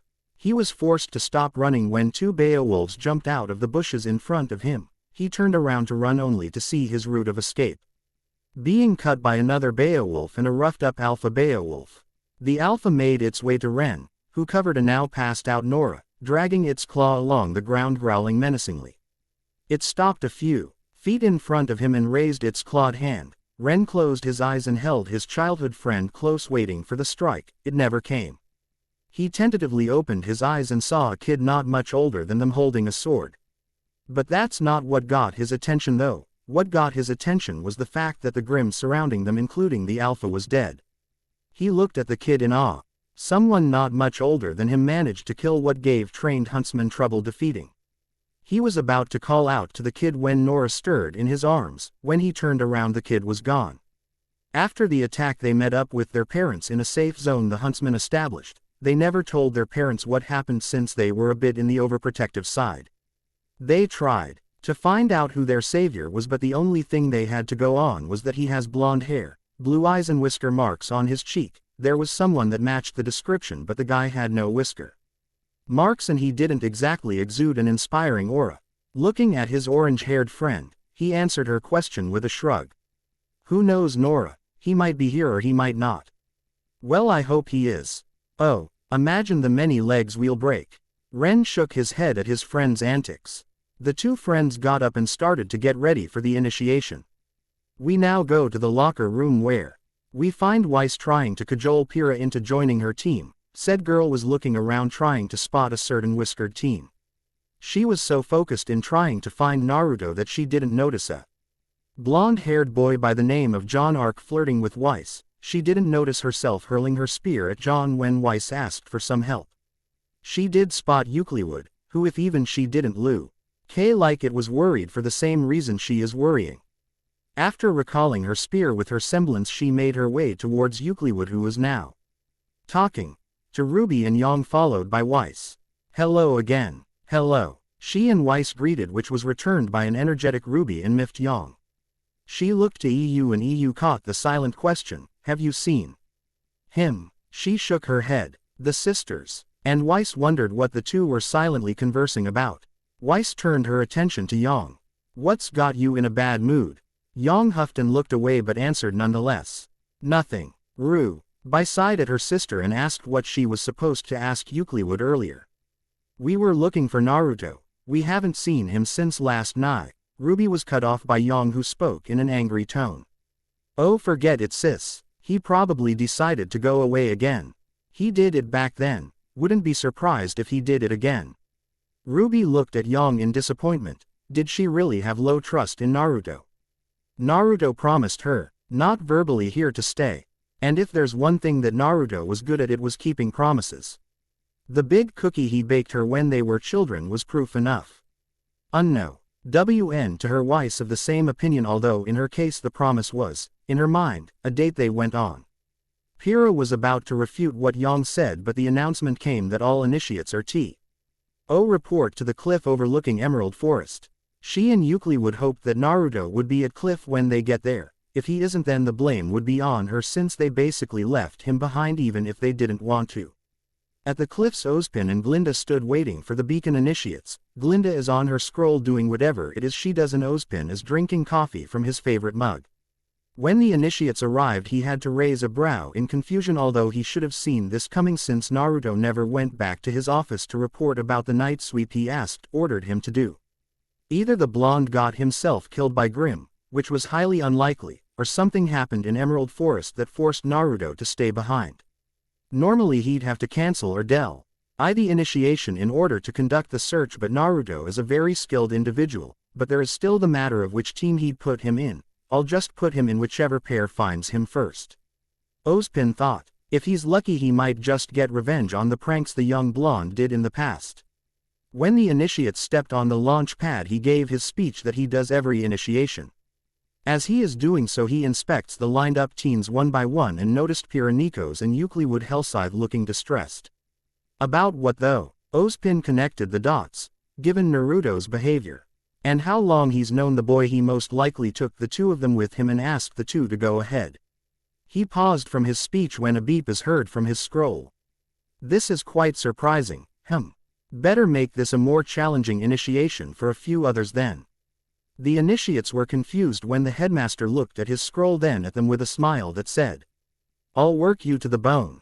Ozpin then told them of their new bonus objective.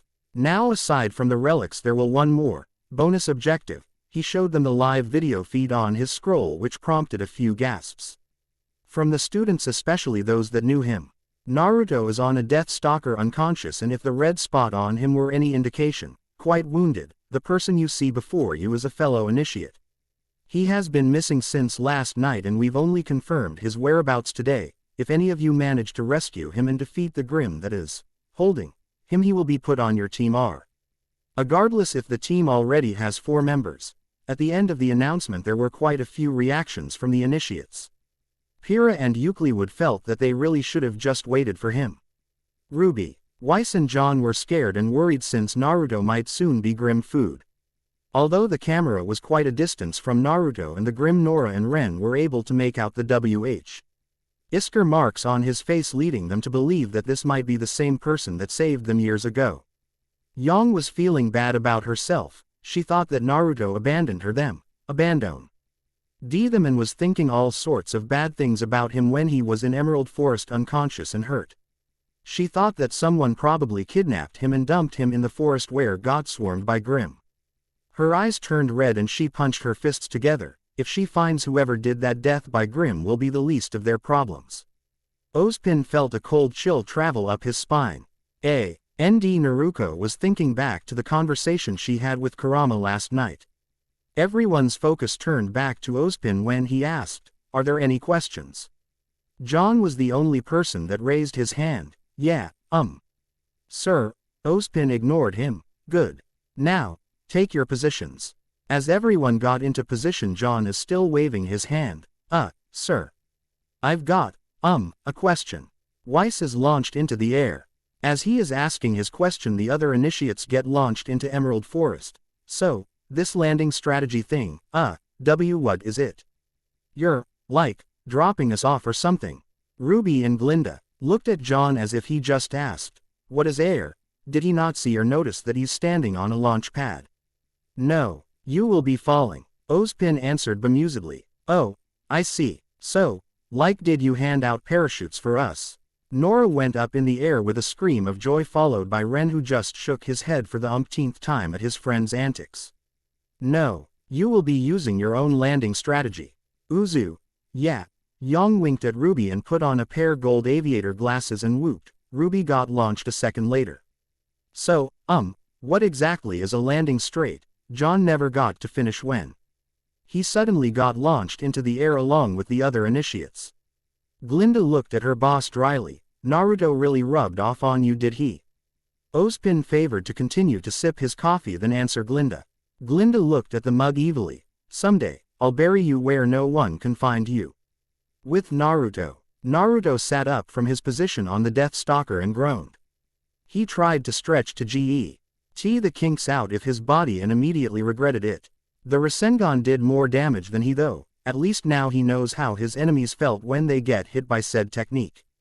He looked at his Watch to find out what time it is and frown. The initiation's probably started by now. Knowing Ozpin, he's already found out about his condition and whereabouts and would make it part of the initiation. The guy probably said that whoever rescued him would get him on their team.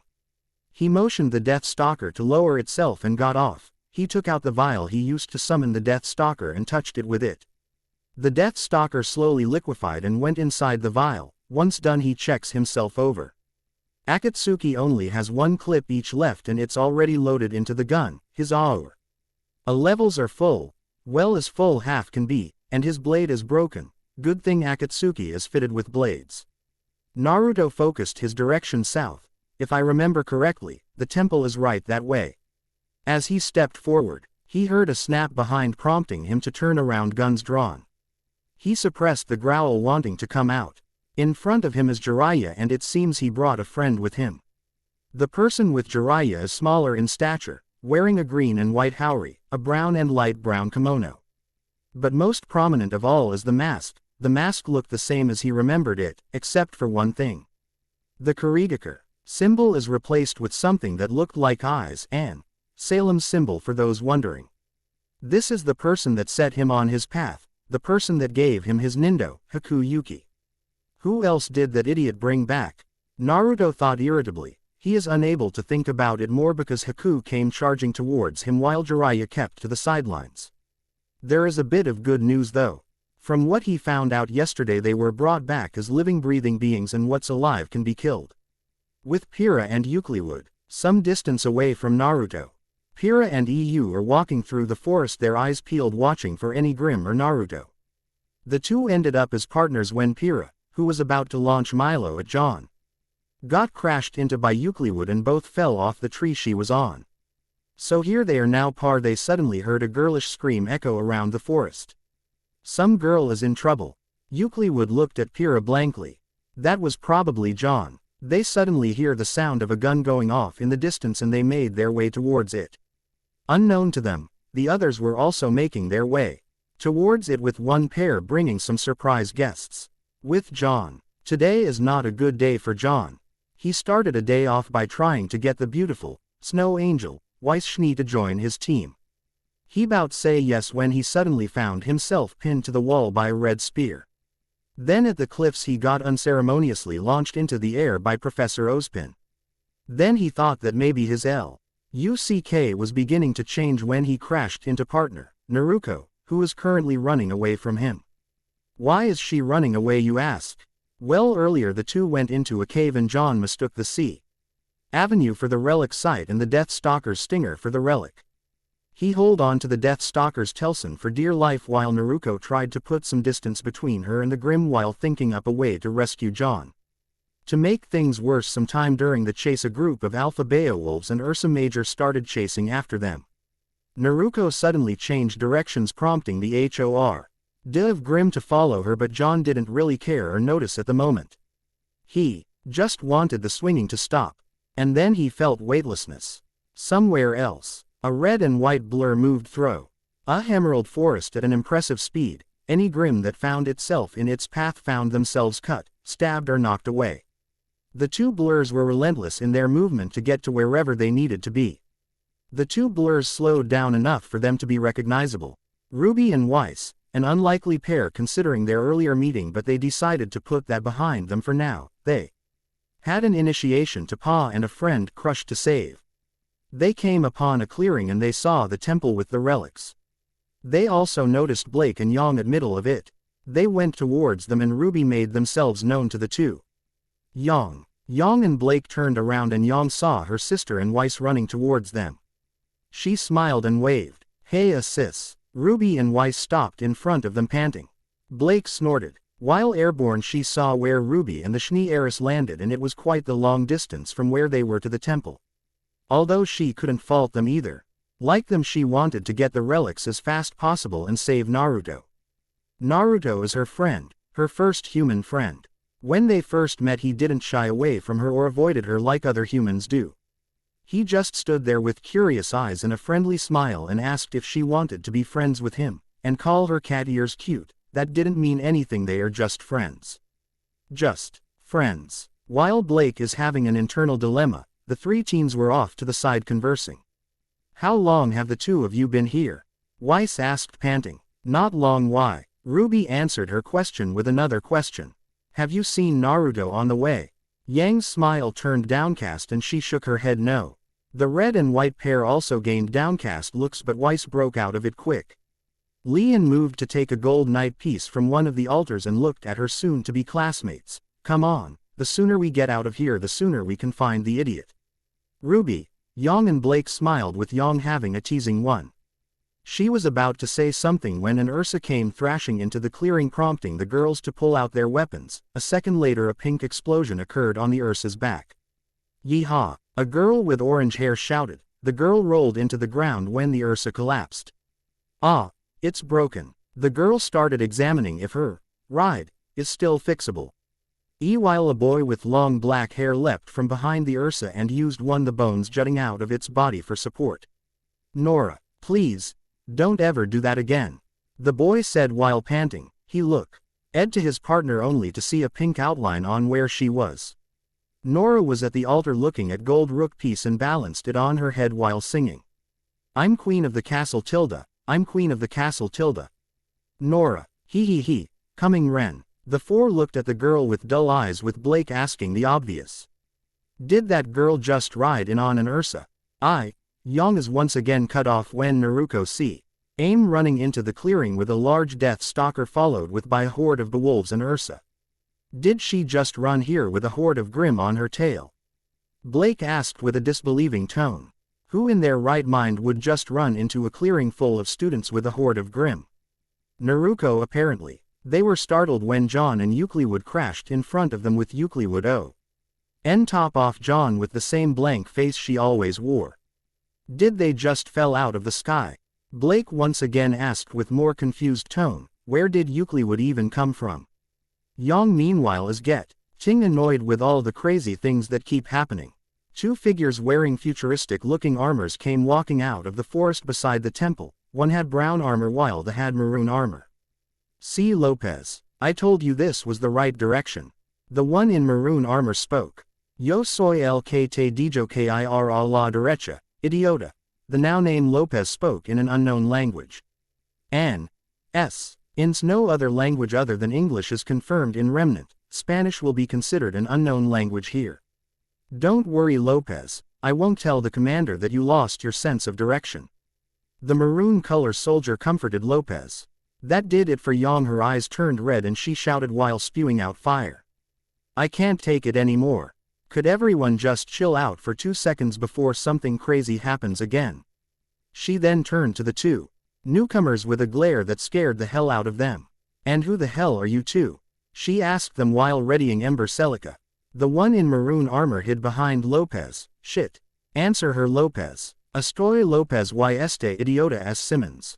They didn't understand a thing Lopez said, but they understood that his companion's name is Simmons. And that he called Simmons an idiot. Simmons looked at Lopez. They don't know what face he's making, but judging by the voice they'd say he's shocked. The hell Lopez? You don't just ask Somio. Nay, you met and is threatening you for a date. RWBY and Weiss looked at Simmons blankly. It sure didn't sound like he was asking her for a date.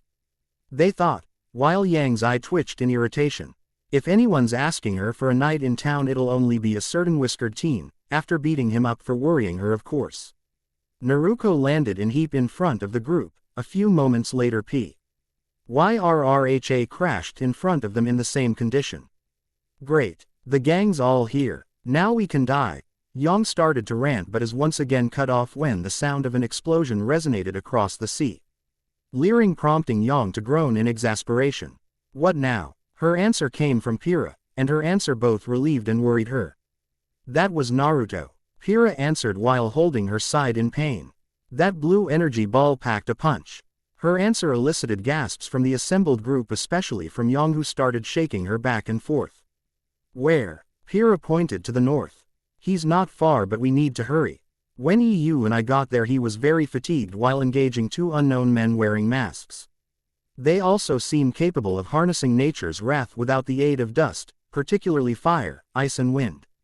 That shocked everyone, especially Weiss, As the heiress of the most influential and technologically advanced dust mining company, she knows that using the elements as an attack or defense without dust is impossible. These men either had dust infused in their body.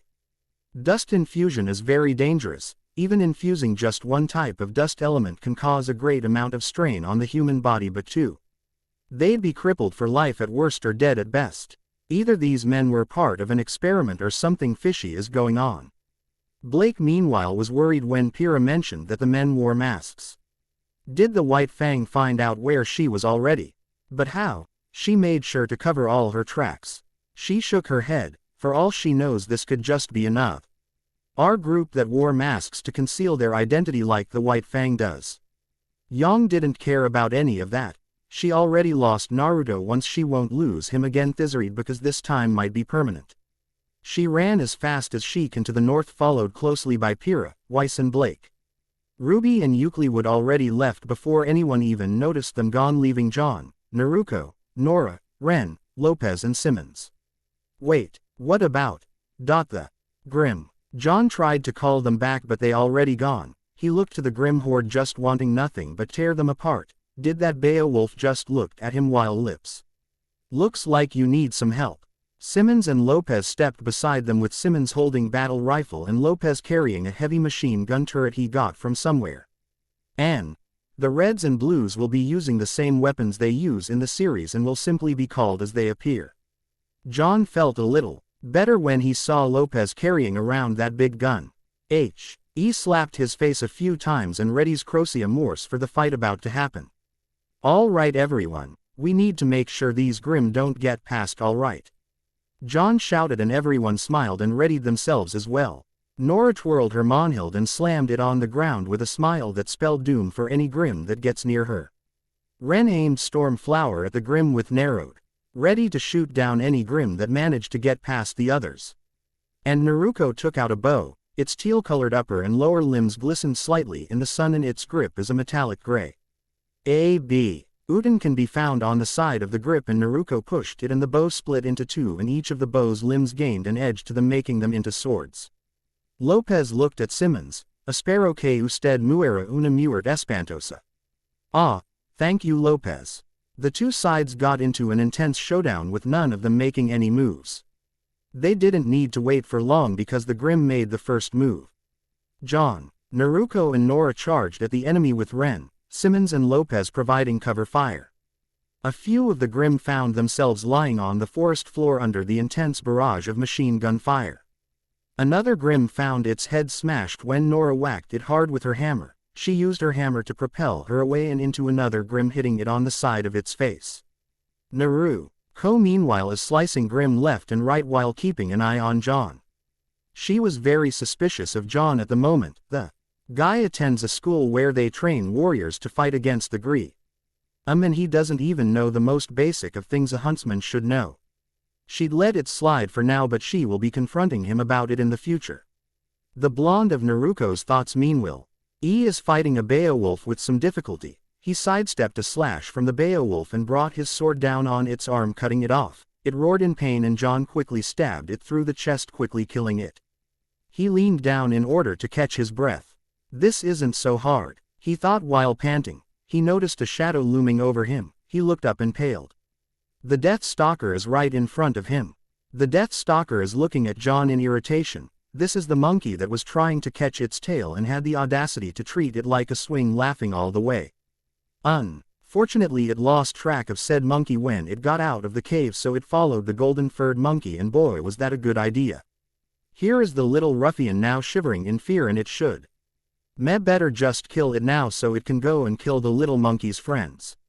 It raised its stinger to pierce the little monkey. Thrust. Where did the stinger go? And why did its head feel like someone just stabbed it? Nora. Like such a puny hammer would. And the Death Stalker went into the sweet embrace of death.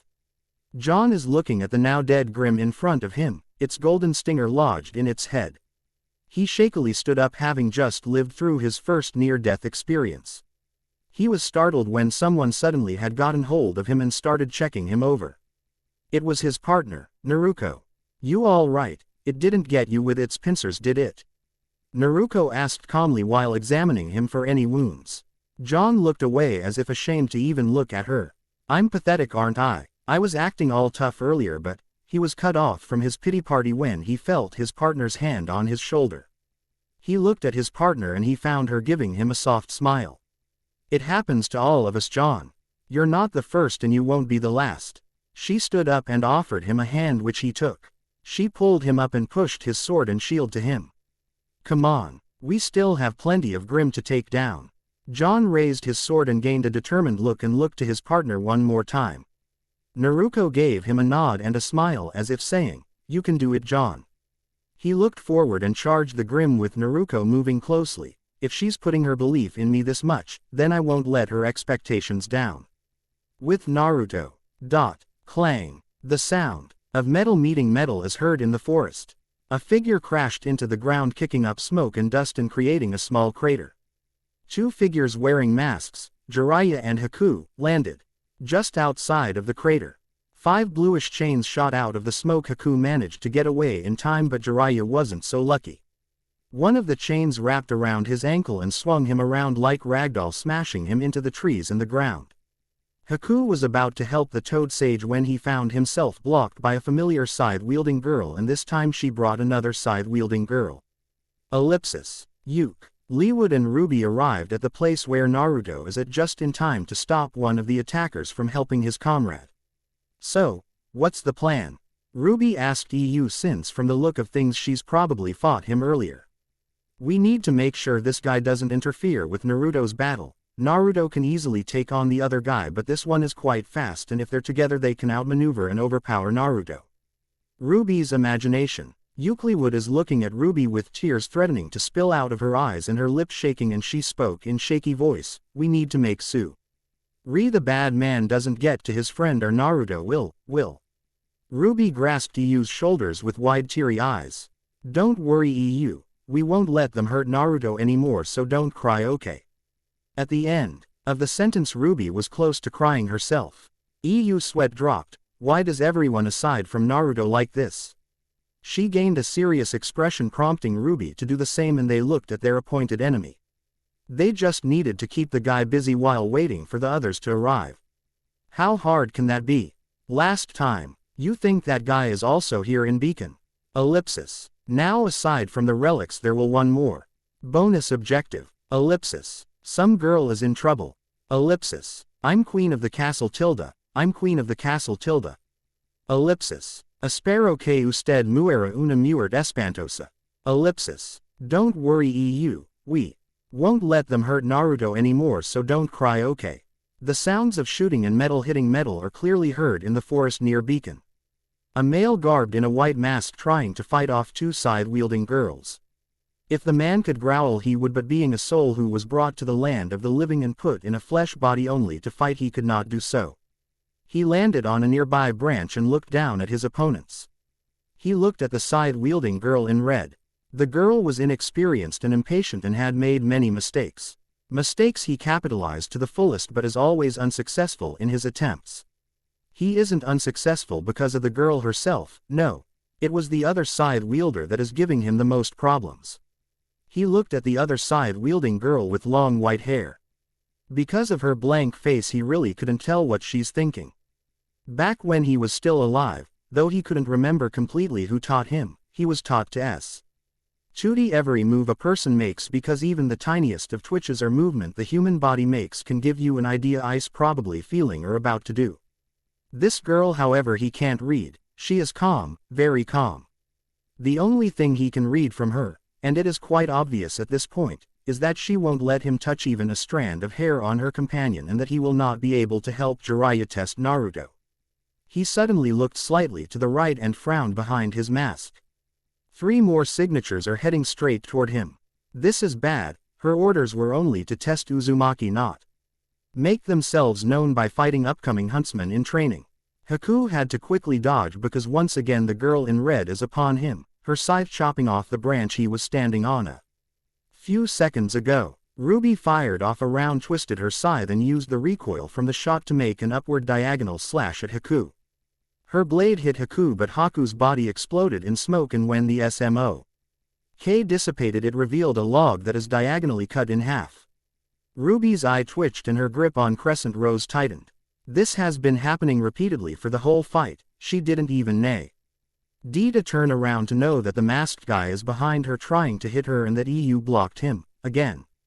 They needed reinforcements fast if they wanted to quickly take down this guy and help Naruto. They needn't wait any longer.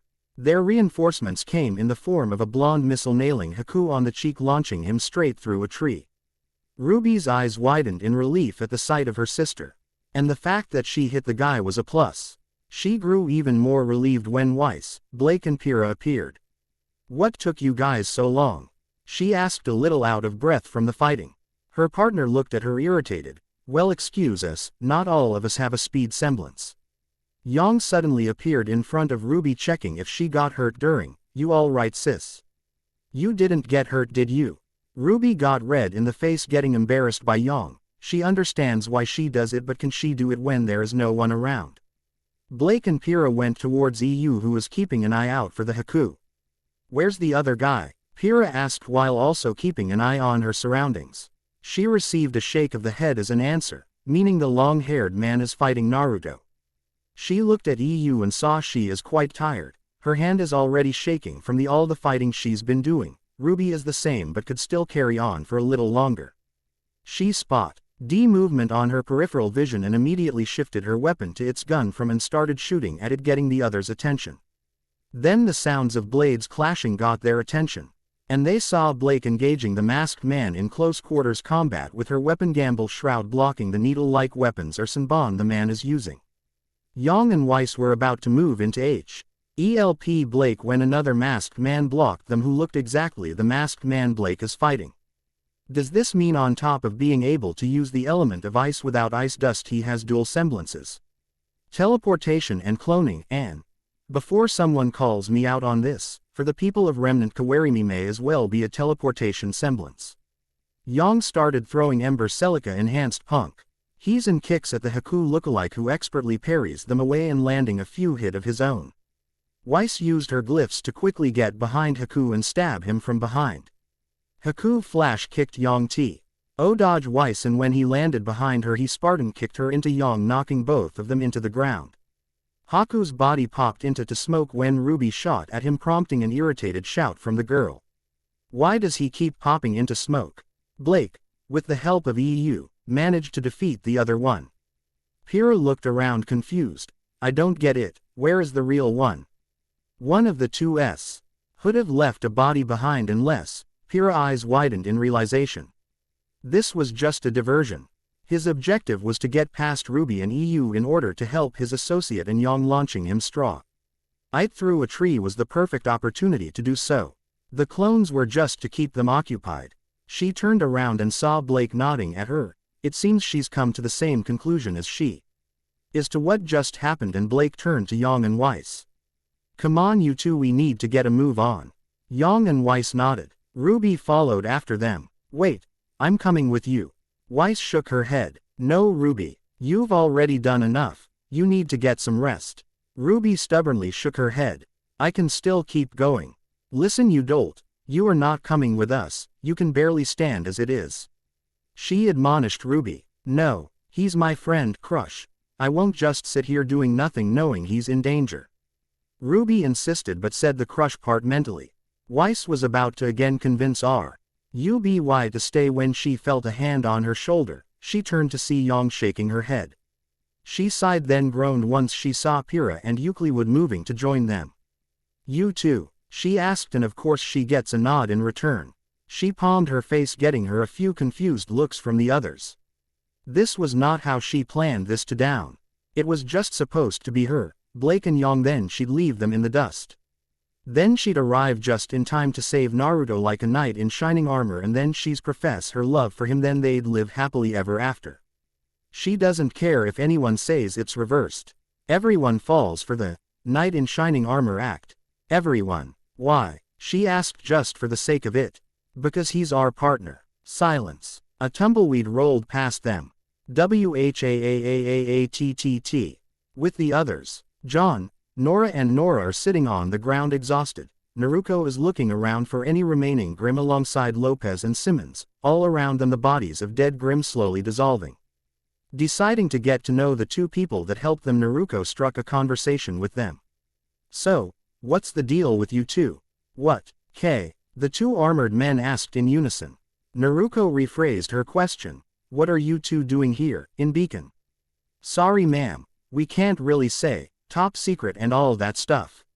Lopez nodded to that. "You sure can't tell me anything." Naruto made a pouty face that almost made Simmons cave in. "And no, I really can't." Then he paled when Naruto used the look every man in any universe feared. The puppy eyes. Dun dun dun dun. And so Simmons did what any brave man would do to avoid falling to its alluring cuteness. He knocked himself out. Naruto looked at Lopez. "Ni siquiera pensar en ello. Soy un robot. No voy a ser en algo tan estúpido." Quote. Naruto shrugged. Even though she didn't understand what Lopez said except for the stupid part, she felt that it wouldn't work on him regardless. "Hey, Simmons, Lopez, everyone." In the clearing looked at where the shout originated and saw another armored figure coming towards them. This time the armor is purple and, in case I forgot to mention, the armor the RWBY crew are using is the Chorus Trilogy armor. "Doc," Lopez said, sounding surprised. "Didn't they use him as bait to get away from that King Taijutsu? That was so mean, you two. You just left me there alone with the what's wrong with Simmons." "Doc," reprimanded Lopez, and Simmons with his hand on his hip with a finger pointed at Lopez but stopped when he saw Simmons knocked out. It was really hard to tell with the head armor and all. "Inconscient. Unconscious, huh?" Doc put his hand on his chin then looked at Lopez. "You hugged him till he was passed out, didn't you?" Doc declared with a teasing voice prompt. Ing a few snickers from the group and a shout of outrage from Lopez. "La cogida. Oh, don't be so shy, Lopez." Lopez aimed his gun at Doc, making him pretty nervous. "You would be too if you have a freaking machine gun aimed at your head." "Ha ha ha ha. Sorry. Disculpa no acepto." Quote. With Naruto. Meanwhile with Naruto, his fight with Jiraiya has gotten even more difficult when a group of Beowulfs arrived and charged him while fighting with the Grim Shinobi. Thankfully Haku was Fighod. He'd normally be worried about them fighting Haku on their own, but he knew that Pyrrha would be with them shortly with some backup. Naruto had to quickly duck when a Beowulf swiped at him. He sweep-kicked in retaliation and the Grim fell down. It never got to move when Naruto shot its head twice. He pointed his left hand to his right and a blue chain shot out, impaling a Grim Thaw was gonna lunge at him. He swings his hand, and by extension the chain, at the three remaining Grim. The Grim were all no. CKED towards a tree that fell on them due to a slash that Naruto made on the tree earlier. With the Grim dispatched, Naruto focused on finding his true opponent Jiraiya. He needn't look any longer. Jiraiya burst out of nearby bush brandishing a pair of kunai. His thrust his right hand forward and Naruto blocked it with the blade of his pistol. He found the air knocked out of him when Jiraiya punched him square in the gut. The punch lifted him up a few inches from the ground and he used lift to knee Jiraiya's chin, making the man stumble backwards holding his chin. With a hand on his stomach, Naruto fired off rounds from his pistol at Jiraiya. Jiraiya managed to deflect a few of the bullets before his kunai was shot off of his hands. He sidestepped when an aura clone of Naruto appeared behind him, trying to cut him with his tanto. He twisted the clone's arm, getting the clone to drop the tanto. Jiraiya caught it with his unoccupied hand and used it to stab the clone's head, getting it and the tanto to dispel. Jiraiya had to dodge when 5 chains suddenly came lunging at him from different directions. He quickly closed in on the owner, Naruto, and the two engaged in close quarters combat. At that ended with Jiraiya on the ground with a missing arm and Naruto who looked about ready to pass out. Haku came into the clearing where Jiraiya were fighting and Naruto weakly raised his tanto in defense. When he looked at Haku he couldn't help but smirk. It looks like the girls gave Haku a hard time. Haku looked like he came out of a war zone. His clothes were ripped in various places and he was bleeding quite heavily. The mask he was wearing also had a few cracks. They were in quite the predicament since RWBY and the others were most likely on their way and the two were in no shape to fight. Then the unexpected happened. The air in front of the two Grim Shinobi suddenly distorted in a familiar spiraling vortex. Naruto's eyes widened when he remembered a technique that has a sim A Lar effect and the person that used it to its full effect. Don't tell me. A person materialized out of the vortex and Naruto was surprised at who used the technique. Standing in front of him is a person with silver hair wearing the Konoha Jonin uniform. The man is wearing a grim mask that covered the top half of his face. The bottom half is covered by blue face mask. Naruto widened his eyes. He only knew one person that had silver hair and wore a blue face mask. His late sensei, Kakashi Hatake. Damn it, he must have given him a pair of Sharingan eyes. Somehow, Naruto's eyes twitched in irritation. Was he forgetting who his allies are that he gave the enemy an upgrade? Kakashi moved towards Jiraiya and looked at him for a moment. He surprised Naruto when he suddenly smashed his heel on Jiraiya's face, breaking the mask covering his face. Naruto managed to see Jiraiya's face and he couldn't help but grimace. Like the rest of his body, Jiraiya's face was deathly pale, the sclera of his eyes were as dark as the deepest abyss and his iris a crimson red, but they were hollow and unfocused.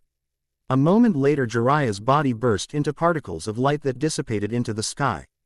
He noticed Kakashi staring at him but made no move to attack. A few seconds later, Kakashi put his hand on Haku's shoulder and Kamui'd out of the area. And back to her, Naruto tiredly thought. He then felt his body fall to the ground. The exhaustion finally catching up to him. His eyes felt heavy and he slowly closed them. The last thing he heard before succumbing to exhaustion is someone screaming his name. A few hours later, Naruto slowly stirred from his sleep. He blinked once, twice to get the blurriness out of his eyes. He felt his back and head laying on something soft. He minutely opened his eyes and found himself staring at a white ceiling. Must be at Beacon's clinic. Naruto thought. Pira and the others must have brought him here.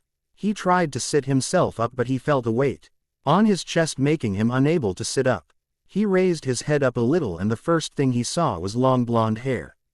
Yang. Naruto thought in confusion. Wasn't she supposed to be in the auditorium for the team announcements? Yang slowly stirred from her own sleep, Naruto's movements waking her up. When she raised her head he noticed her eyes were a bit red and puffy. When Yang turned her head to look at him they slowly widened and tears were slowly coming out of her eyes again. Naruto suddenly found himself engulfed in a hug by a crying Yang. Why you idiot, I thought you were. Naruto closed his eyes and gently rubbed Yang's back while she held onto him real tight, afraid that this was just a cruel dream. When Naruto disappeared 4 years ago Yang felt much betrayed. The one person she thought that would always be with her, other than RWBY, suddenly disappeared. It didn't help when she began having feelings for him. It wasn't hard to. He was always there for her. He comforted her in times of need. Helped her search for her mom. It helped that he often found her puns funny. Then out of nowhere he suddenly reappears and she interrogated him on where he's been. Though he was able to confirm a few things, she wanted her mother and that meant a lot to her. She still hadn't forgiven him. Then the next day they found out he was in Emerald Forest, knocked out and in grim hands or claws. She felt her heart stop when she saw the image of him lying on top of a Death Stalker. Then Pira and Euclid found him saying that he was in very bad shape while fighting an unknown Pei Opal able to utilize nature's wrath without the use of dust. They fought the ice-using person, but he was able to get away thanks to a few identical copies of him suddenly appearing from nowhere. When they dispatched the copies they hurriedly made their way to where Naruto was. When they got there they were treated to the sight of Naruto face down on the ground. He wasn't moving. None of them moved when they saw him like that. Then RWBY fainted, getting Blake and Weiss to catch her before she hit the ground. Euclid just stood there looking at him but her body was trembling and her fists clenched. Pira moved towards Naruto's body to check if he was alright. But Yang didn't care at that time. Her world stopped when she saw him on the ground unmoving with wounds littering his body. She was afraid. When he disappeared that was just it, he disappeared. He was still out there, still alive, she could always just find him and drag him back to Patch. They'd get mad at each other, they'd forgive each other, laugh together, etc. She just lost him temporarily. But in death, they'd never be able to do those things together anymore. She'd never get to spend time with him anymore, never see him laugh at her puns. She's afraid of losing him, more afraid than losing her mother. Because it was this scene that the newly appointed teams RWBY, Linear, Pine, Glinda and Ozpin walked into. And it was met with varying reactions. RWBY, Weiss, Blake and Pyrrha, sympathetic, annoyed and twitchy eyes. Nora and John, ah. Glinda, Ren, Naruto and Ozpin, smile, mischievous smile and amused smee respectively. Euclid, best pouty face she could make. Everyone's imagination. A chibified Euclid is wildly flailing her arms around and her face is set in a very adorable pouty face. And said in voice that would melt your heart, Mo. I wanna hug Naru-kun too. Tilda, ah. Everyone's. Kawaii. Meter hit the roof and they engulfed Euclid in one big group hug. Poor girl tried and failed to get free from the fleshy prison. Even Ozpin why thing no one in Beacon ever thought he'd do. He dropped his mug, it fell towards the cold, unforgiving floor and it didn't break, much to Glinda's ire. It even landed in an upright position for Ohm's sake. Their outburst caught the two hugging teens' attention and they separated faster than RWBY could eat a plate of cookies. Both had furious blushes on their faces. Then they sweat dropped when they saw everyone hugging the life out of Euclid, Ozpin with a wide-eyed expression and Glinda heatedly glaring at Ozpin's mug on the floor. He cleared his throat snapping everyone from what they were doing. Euclid seized the moment and ran towards Naruto's bed and hid behind him peeking out every now and then. Deciding to get a move on Oz. Pin cleared his throat and spoke, well Mr. Uzumaki, perhaps we've learned a lesson today have we? What, did Ozpin just, seriously, running off into the night and going into Emerald Forest, without permission I may add. Ozpin said in an authoritative voice. The bastard, wait, I thought you said you had permission from to go to Emerald Forest. Pyrrha asked Naruto. Naruto was sweating. He can't even say that Ozpin actually ordered him to go to Emerald Forest since no one except Glinda would even believe what he said. After all, what headmaster in their right mind would assign an initiatee who's not even a student yet to do something so dangerous? Glinda is looking at her boss eyebrow raised. What was Ozpin doing? Ozpin on the outside has a stern look, but on the inside he is panicking. Naruto's counteroffensive on him will be swift and brutal, but this will all be worth it. Well regardless you are now a student of Beacon on Team Peen and your team leader is Miss Euclid. Naruto eyebrows rose in surprise. He looked behind him and Euclid made a V sign with her fingers. Weiss chose this moment to speak. I still don't understand why SHE was made the leader of PNE. Ozpin looked at Weiss with unreadable eyes and she found herself sweating under his gaze. The reason for that Miss Schnee is because of the position he will be holding from now on. Everyone, except for Naruto, looked at Ozpin wondering what this position is. Naruto will be the first ever student council president of Beacon. He dramatically proclaimed with fireworks going off in the background while pointing his finger upwards. The others oohed and awed. Naruto suddenly remembered that he was supposed to pick the other members for the council. He was about to call Ozpin to tell him the names of the other members when Ozpin surprised him by saying his own list of the rest of the council members. Of course it goes without saying that there will be other members of the council. Ozpin took out a large poster and hanged it on the clinic wall, and here they are. The poster had the positions of the council printed on it with mascot added in. The others moved to the poster and were surprised when they found their names on the poster. The positions and person occupying that position are as follows. President, Naruto Uzumaki Vice President, Pyrrha Nico's Secretary, Ruby Rose. Treasurer, Nora Valkyrie, Coco Audel and Naruko Namikaze Auditor, Lai Ren, Blake Belladonna. Public Relations Officer, John Arc Sergeant at Arms, Yang Xiaolong Mascot, Euclid. The others looked at Naruto's name in surprise. With how the two looked very much alike they thought the two to be twins. They still could be but just decided to take up different surnames. Naruto grew pale, other than Pyrrha. And the positions everyone else were put into was just a recipe for disaster. No offense to RWBY but when it came to organizing things she really wasn't the best at doing so. Naruto would probably say the money from the council treasury to buy a lot of stuff, mostly ramen. He hopes the other two doesn't have a food addiction or is a shopaholic. Ren and Blake, well he trusted them to keep a leash on the three. John is the pro. That's just asking for trouble. And finally Yang is essentially the council's peacekeeper. Not good since she has a tendency to punch first, ask questions later. Ing all of them the only person that perfectly fits their role is EU. It wasn't so bad. Did I mention that we have 3 new guards in Beacon? I believe their names were Lopez, Simmons and Doc.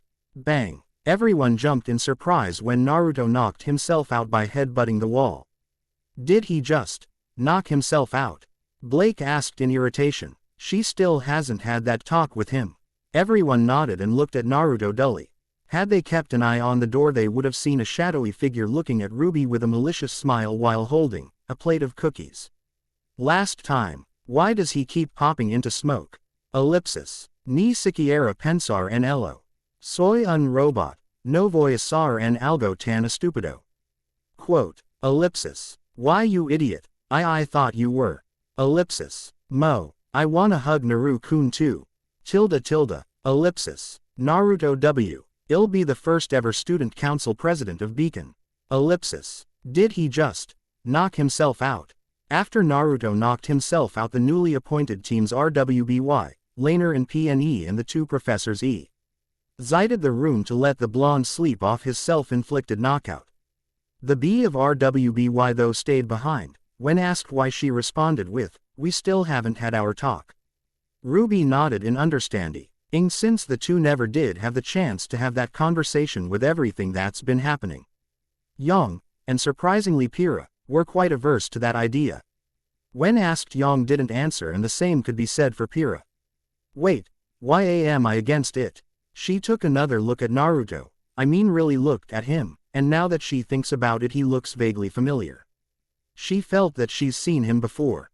But where? Single quote. Weiss just gave Blake an, "I've got my eye on you," gesture. Meanwhile the shadow that was hiding earlier in the door, who was revealed to be Kurama, is now underneath Naruto's bed mentally cackling. Mwahahahaha cough x3, if I'm right then there are 4 girls after the Gaki's heart, and if I play my cards right there'll be 5. Hey, he hemwahahaha. By my 9 fluffy tails this will end in an orgy. Out in the hallway Glinda suddenly froze mid-step. She narrowed her eyes and turned to the direction of the school clinic. She felt her idiot radar pick something up in that direction. Whoever that person may be, so long as she's in Beacon there shall be no unscrupulous behavior of any sort that will happen, and she will catch the person that she sensed and discipline him. Back with Kurama he felt as if someone challenged him just now, so with a fanged grin he stealthily made his way out of the room, but not without saying, "Challenge accepted." Blake suddenly shivered even though it wasn't even cold. Shivers and not cold always means something is bound to happen to her. Oh well, hopefully it isn't anything bad. If only she knew. Beacon Academy Clinic 4:28 a.m. Now awakening from his self-knockout, Naruto groaned while trying to sit himself up. When he found that he couldn't, he looked to see Blake sitting on a chair beside his bed with her head on his stomach facing toward him. He looked at the table beside his desk which had a digital clock showing that it's still sometime before the sun comes up. He relaxes back into tea. He bed while rubbing Blake's head, which got him a content purr getting him to laugh, and Blake stirred from her sleep. Blake slowly opened her eyes and rubbed them in a cat-like manner, prompting a quiet, "Cute," from Naruto.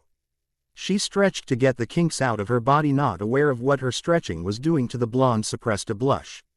What? He may not be pursuing a relationship right now, but he is still a healthy, hot-blooded male that will react when a beautiful girl does things that can make him react. Ahem. He cleared his throat to rouse the still half-asleep cat Faunus into attention. Ellipsis. So, Naruto started. How's it been, kitty? Blake smiled at her friend for trying to start the conversation. Truth be told, she didn't know where to start the conversation.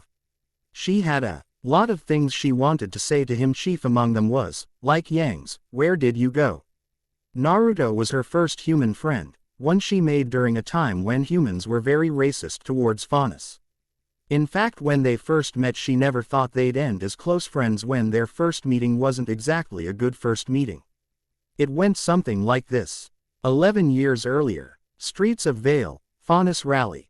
A young Blake Belladonna is standing near the sidewalk holding a sign saying, "Faunus are people too, chanting with the crowd of faunus.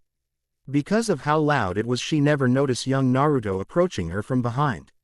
So when he tapped her on the back, it surprised Blake so much that she accidentally knocked Naruto out with her sign. She looked around and saw that no one noticed, and proceeded to drag Naruto to a nearby alley. She was quite worried back then, since she thought that Naruto might lash out on her when he woke, since she had hit him with her sign, so she just left him back at that alley. Imagine her surprise when the next day she met the same blonde she knocked out the day before.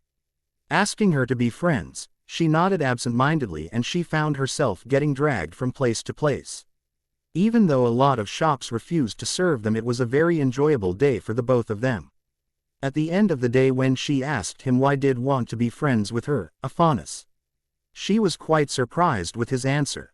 Because I want to. I don't care what other people say. I want to be friends with you, so here I am. So what do you say, kitty?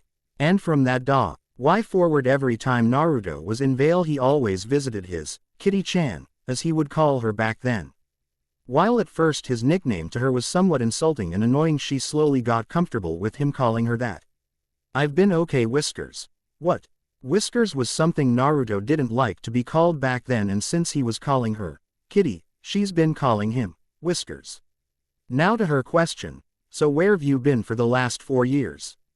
And don't give me the same answer you gave Yang when he told them back at Team CFVY's room what he's been doing these last 4 years. The only thing they found out was that he met Yang's mom in the deserts of Vacuo and attending a primary combat school in Atlas for about a year. But one thing stood out to her: what was he doing in Vacuo in the first place? And those two things can't possibly be the only things he's been doing. Naruto sighed and sit up straighter on his bed. It's the same as I told you guys 2 days ago. I met Yang's mom. And the year after you attended a combat school in Atlas. I know, Weiss told us, but what about the next 2 years? Blake pressed on. It's nothing. Disappearing for 4 years doesn't mean nothing, Naruto. I'm worried. I was worried about my friend when suddenly he disappeared 4 years ago. No message, no goodbye. Blake's eyes were slowly starting to tear up, making Naruto feel bad about himself. As much as he wants to let her and the others know this isn't something he can just tell them, the chance for an information leak was too high. But if they managed to find out on their own, it would be a different matter. That or they somehow managed to get to the vault underneath Beacon. Sorry Blake, but I can't tell. Blake looked down sadly, and her cat ears, which is hidden by her ribbon, drooped, making Naruto picture a sad cat. He had to look away lest he spill the beans. He felt Blake tug his arm, and he made the mistake of Blake looking at him with a cat version of the puppy dog eyes. Don't give in. Naruto stood his ground. Blake tiesped, and decided to up the ante. Sniff. Naruto's imagination. Standing across from each other in a Pokemon-style battle are Naruto's heart and Blake. Naruto's heart used harden. Naruto's heart steeled his emotions. Blake used puppy eyes. It was super effective. Naruto's heart used excuses. It did nothing. Blake used sniffle. It was super effective. Naruto's heart fainted. Naruto's imagination end. All right, fine, I'll talk. Blake smiled victoriously. Naruto always folded whenever she did that. Although to be honest, Naruto always folds whenever anyone did that. But Blake's smile slightly dropped. You tell me what you've been up to the past 4 years. Her smile disappeared, which was replaced by a look of apprehension. Now Naruto already knows what Blake's been up to, but he wants to hear it from her. If she manages to tell him, then he'll tell her what she wants to know. If not, then he won't tell her. Simple as that. To him this is a test of trust. If Blake trusts him enough, she'll tell him about her time in the White Fang. If she didn't, then he can't trust her to blab to someone when he tells her what she wants to know. So with a few deep breaths, Blake made her decision. A few hours later, after being cleared by the nurse, Blake had already left by this time. Naruto made his way to the student dorms. After visiting Beacon a few times in the past, he has memorized the layout of the school. Enough to know where is where. He had to go to the dorms off ice though, since he doesn't know what number or floor his team's room is. 806. He made his way to the elevator and pushed the button for the 8th floor. He pulled out his scroll. Why didn't he just look at his room number on his scroll? Ding. He stepped out the elevator and made his way to his team's room. 804, 805 AAAND there. He grabbed the door knob and his danger senses started tingling. He hadn't even touched the knob when the door suddenly opened and a purple missile smashed into him, knocking him to the ground. He groaned from the force of the impact and looked at the missile straddling him while wearing Beacon's female school uniform as Euclid, who was staring at him with her ever-present blank face. She showed him her notepad. You're back. Naruto vision. Euclid is smiling a megawatt with her arms outstretched and a bit teary-eyed. You're back. End. Naruto turned away from Euclid lest he faints from how cute that was. Euclid is looking at her notepad wondering if the thing was cursed. Meanwhile, a certain red-haired huntress decided to make herself known. Why is the door? Pyrrha stopped at the door when she saw Euclid straddling Naruto in the middle of the hallway. She didn't really know how to feel about. On one hand, she was relieved that Naruto will be able to join them for classes and that he alright. On the other, Euclid is straddling Naruto. How should she react to this? Come on, we're gonna be. Pyrrha looked to her right and saw Weiss and the rest of Team RWBY and LNAR standing in the hallway looking at Euclid straddling Naruto and vice versa. You can get off now. Naruto told Euclid to get off but was ignored by the girl who favored to stare at the people staring at them. Yang walked forward and stopped in front of the two. Come on, get off of him, we're gonna be late. No. Yang vision. Euclid is looking at her with a smug smile with one of her hands on her lips and said in a teasing voice, someone's jelly tilde. End. Lemme at her. I'll show her. Jelly. Yang shouted while being held back by Team RWBY and LNAR. Euclid, who got picked up by Pyrrha, is thinking of using another medium of communication.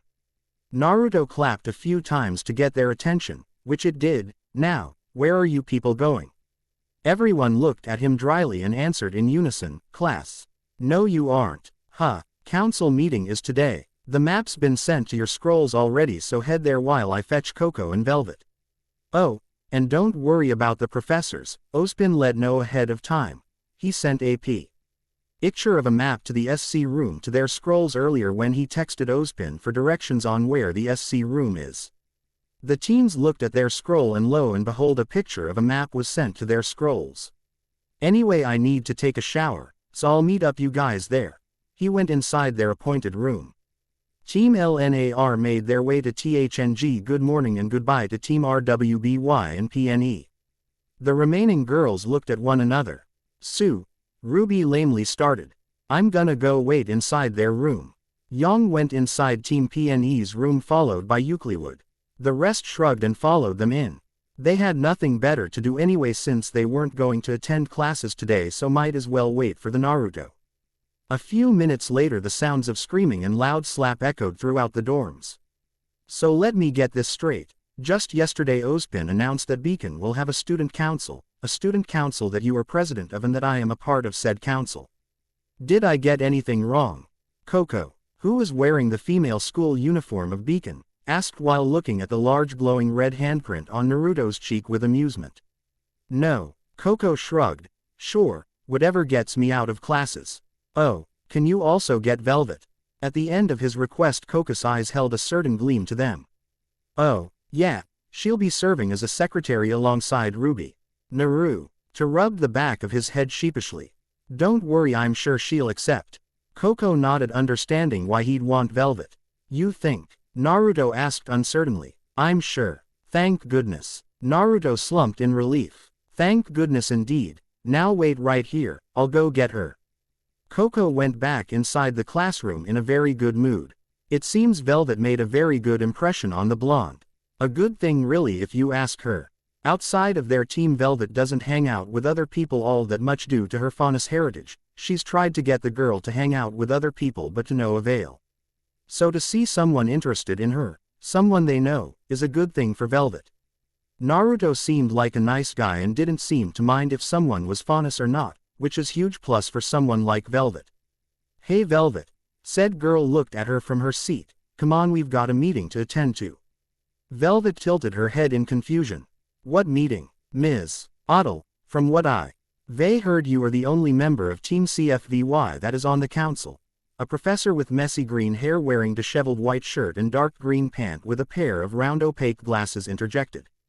Coco was about to say why she's calling for Velvet when Naruto, who was just at the door, beat her to it.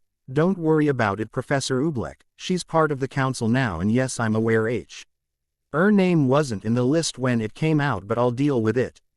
Ah, Mr. Uzumaki, nice to see you again. Very well. Miss Scarlatina, you may go. The rabbit-eared faunus quickly made her way down, and while ignoring the stares and whispers aimed at her, Naruto noticed this and suppressed a frown.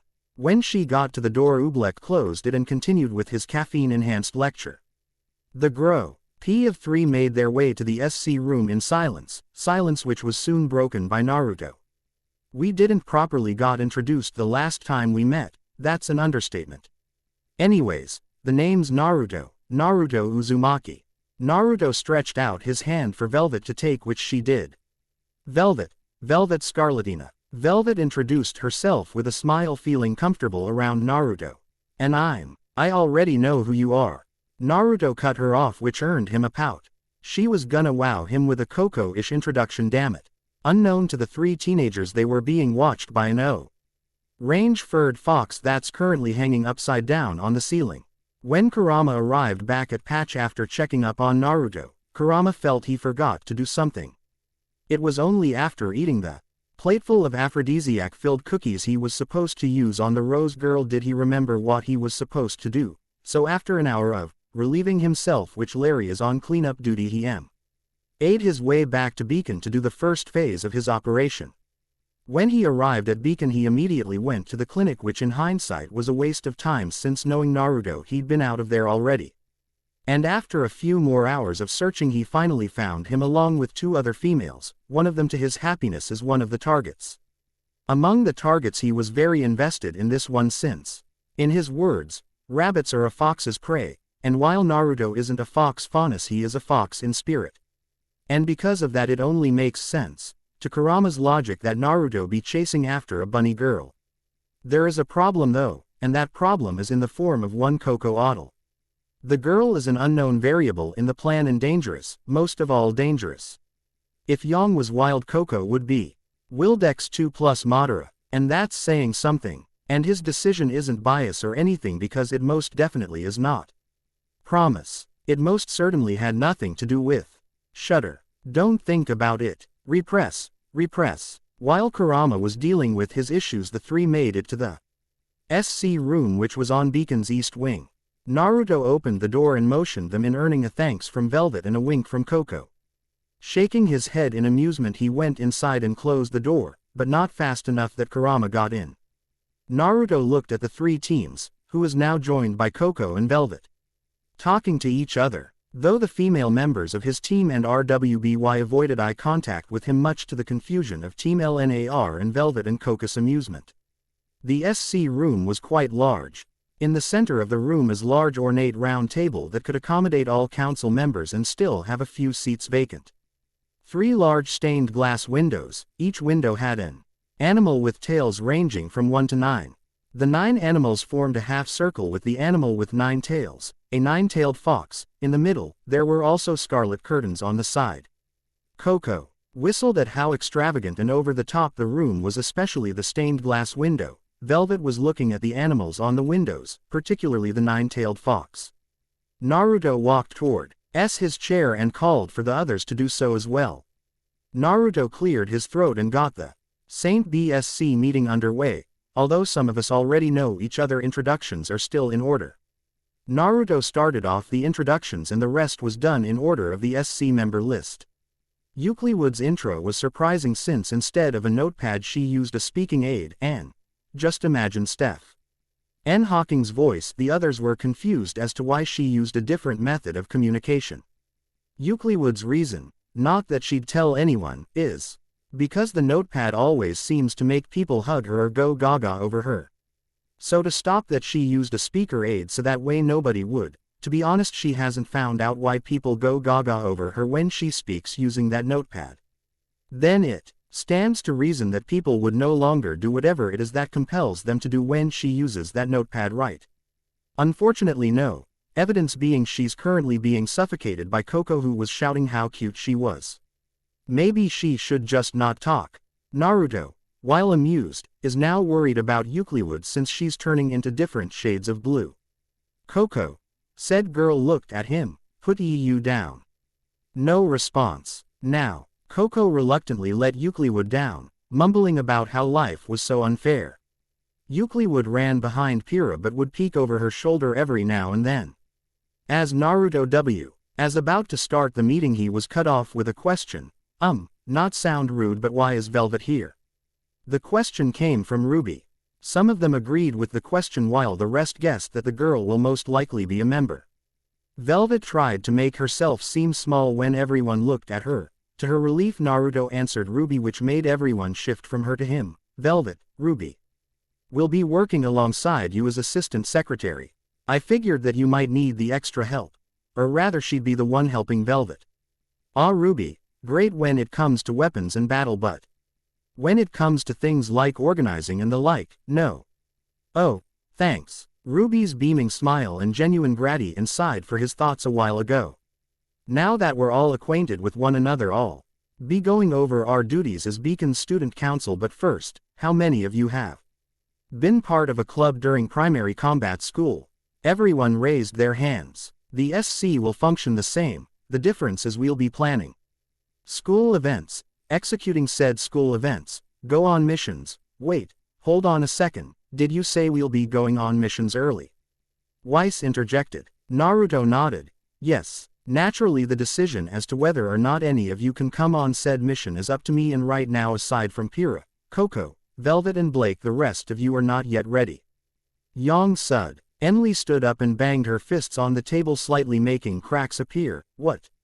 I understand Coco and Velvet since their second years. Pyrrha we know can take care of herself, but Blake is perfectly capable, but we won't be going on said missions since we are newly formed, so the list of who can and can't go will change.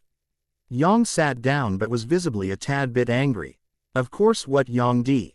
Essen knows that when he said missions, the missions are the same as the ones he does with TF Maelstrom. The closing of an origin and eliminating any Grim present, but with the appearance of the Grim-fied Haku, Kakashi and Jiraiya. It seems that they will also be dealing with former human targets, in which case he'd only bring Coco and Velvet with the rest of the task force. What kind of missions are we doing? RWBY asked. Glad you asked, RWBY. Missions will be ranked into 4 categories, C, B, A and S. C ranks are, well, they'll be basically chores and will serve as punishment for naughty members of the SC. B ranks will be missions that will be assigned by Professor or the VPD, Vale Police Department. A ranks will be given by the headmaster, and finally the S ranks, you'll know when you're assigned to them. While all of them blanched at the thought of doing chores, the S rank Naruto mentioned threw them for a loop when he basically said, I won't tell you. While the younger members, with the exception of Blake, were put off by this, the older members were suspicious. By the sound of it, the S-rank missions were either very dangerous or there was something about it that would warrant secrecy. While the female members of Team CFVY were a bit concerned, they thought that the headmaster wouldn't put the blonde in such a position if he had ulterior motives. Naruto iced his wrist and pulled up his sleeve to look at the time on his watch. All right everyone, meeting's finished. You can go back to your classes or wherever you want. Everyone looked at him wondering the last part on what he said. Naruto saw this and explained, as SC members you are allowed to not attend classes but are expected pass any work, test or any school-related work activities. But attending Ms. Goodwich's combat classes are a must. Woohoo! Hooray for the SC. It's quite obvious as to who that was. Well, if any of you need me, I'll be holy sweet mother of. Naruto screamed when he picked up one of the papers in front of him. The expression on his face is one of extreme horror, astonishment, bewilderment and amusement. How he mixed those 4 together no one knows. Pyrrha ran to his side wondering what made her teammate scream. She looked at paper on his hand and her eyes widened comically. The paper scratched that. It's a bunch of papers that are receipts on the council's expenses, and the items on the receipts are varied. 50 kilos pancake batter, 90 cups of instant ramen, 50 designer clothes. 2 boxes of an assortment of dust, 1 speaking aid. A 3-year subscription on BC Kami. CS a lot of spare parts for weapons, estimated total, 15,000 lean. Pyrrha looked at Weiss with a face saying, "What the hell?" and was answered with a shrug. She didn't order those crates of dust. Meanwhile, RWBY was looking anywhere but at Naruto. What? She was running out of bullets for Crescent Rose, and it was much cheaper making them by herself than buying bullets at a store. Pyrrha then glared at Coco with the fashionista raising her hands in surrender. So she bought 50 or so designer clothes, so those clothes were just great, and when her fellow council members see them she's sure they'll think so too. Thud. Naruto fell off his chair with his mouth foaming. They weren't even done with the first day of classes and they already spent this much money. There is only one silver lining to this though. Naruto, ooh, all that money is coming out of Ozban's pocket. Time. Unknown location. Patch. A figure wearing a hood is currently walking through the jungles of Patch in the night. The figure is a huntsman Tress, and they have just gotten back from a mission. In truth they would have gone home, but the figure is visiting someone. Who this someone is, well, you'll soon see. They soon came across a large Ursa. This Ursa, however, is different from its fellow Ursa.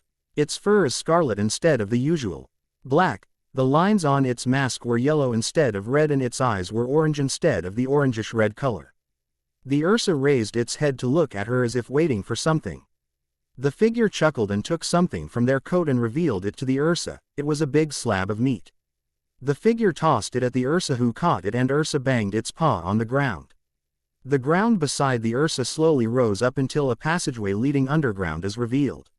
She walked towards it while patting the Ursa along the way. When she entered, the passageway sank into the ground, leaving no indication that it was there in the first place except for the Ursa. The figure went down the passageway for a while. She didn't need to worry about the lighting since everything was illuminated by the many dust crystals jutting the walls of the passageway. They continued walking until they came to a large cavern illuminated by a lot of dust crystals, some of them even unknown types of crystals. But the really eye-catching thing about the cavern is the large blue crystal that had the body of teenager in it. The teenager had long hair and is wearing strange priest-like clothing. What's even more odd are the horns on his head. If they remember correctly, the person they are visiting told them that the boy was and is acting as the battery for a barrier that's keeping Remnant safe from the grim living outside of Remnant. The figure would normally disregard this, saying that the person is off their rocker, but there's just one thing. Thump, thump. The figure looked behind them to see a large orange 9-tailed fox looking at them in both irritation and amusement. So, decided to come visit again, have you? The figure chuckled and nodded. This is the animal that told her. Kurama, the 9-tailed fox. Kurama sighed. Well, what do you want to know now? Well, what do you want to know now? After recovering from the shock of a few of the SC members almost emptying the student council's treasury, Naruto told everyone to get back to their classes while he takes care of the paperwork and the inevitable rant from Ozpin about better budget management. When everyone got out of the room, he let a few minutes pass and he walked towards the door and looked to make sure that no one was around. Once that was done, he went back inside the room and walked to the wall on his right. He put his hand on the wall and lightly pushed his hand forward. The part of the wall he pushed opened, revealing a rectangular panel. The panel has a 4x4 row of buttons. The first 3 rows had the numbers 1 to 9 and the bottom row has the buttons cancel, 0 and input in order. Beside number panel is a thumb scanner. Naruto put in the numbers 1010, then he put his thumb on the scanner and then he pressed the input button. A second later the panel made a ping sound and a section of the wall opened up, revealing an elevator, and he stepped inside and pushed the button on the elevator panel. Not much to press on the panel really, since the panel only had 3 buttons. He pressed the button labeled, "The hell?" Naruto's eye twitched. His eye's been twitchin' here, hasn't it? The reason for said eye twitch is simple. The first 2 buttons are labeled accurately SC Room and Armory, but the last one is labeled TF Maelstrom HQ. Do not push if not a part of TF Maelstrom. Couldn't they have put something boring like library instead? Oh well, chances are none of them would even find out about the panel, so no need to get all worked up about this. Ellipsis. Ellipsis. Ellipsis. Can this elevator be any slower? A few minutes later the elevator door finally opened to reveal a long dim blue and red hallway. It took 2 minutes to reach the door on the end of the hallway.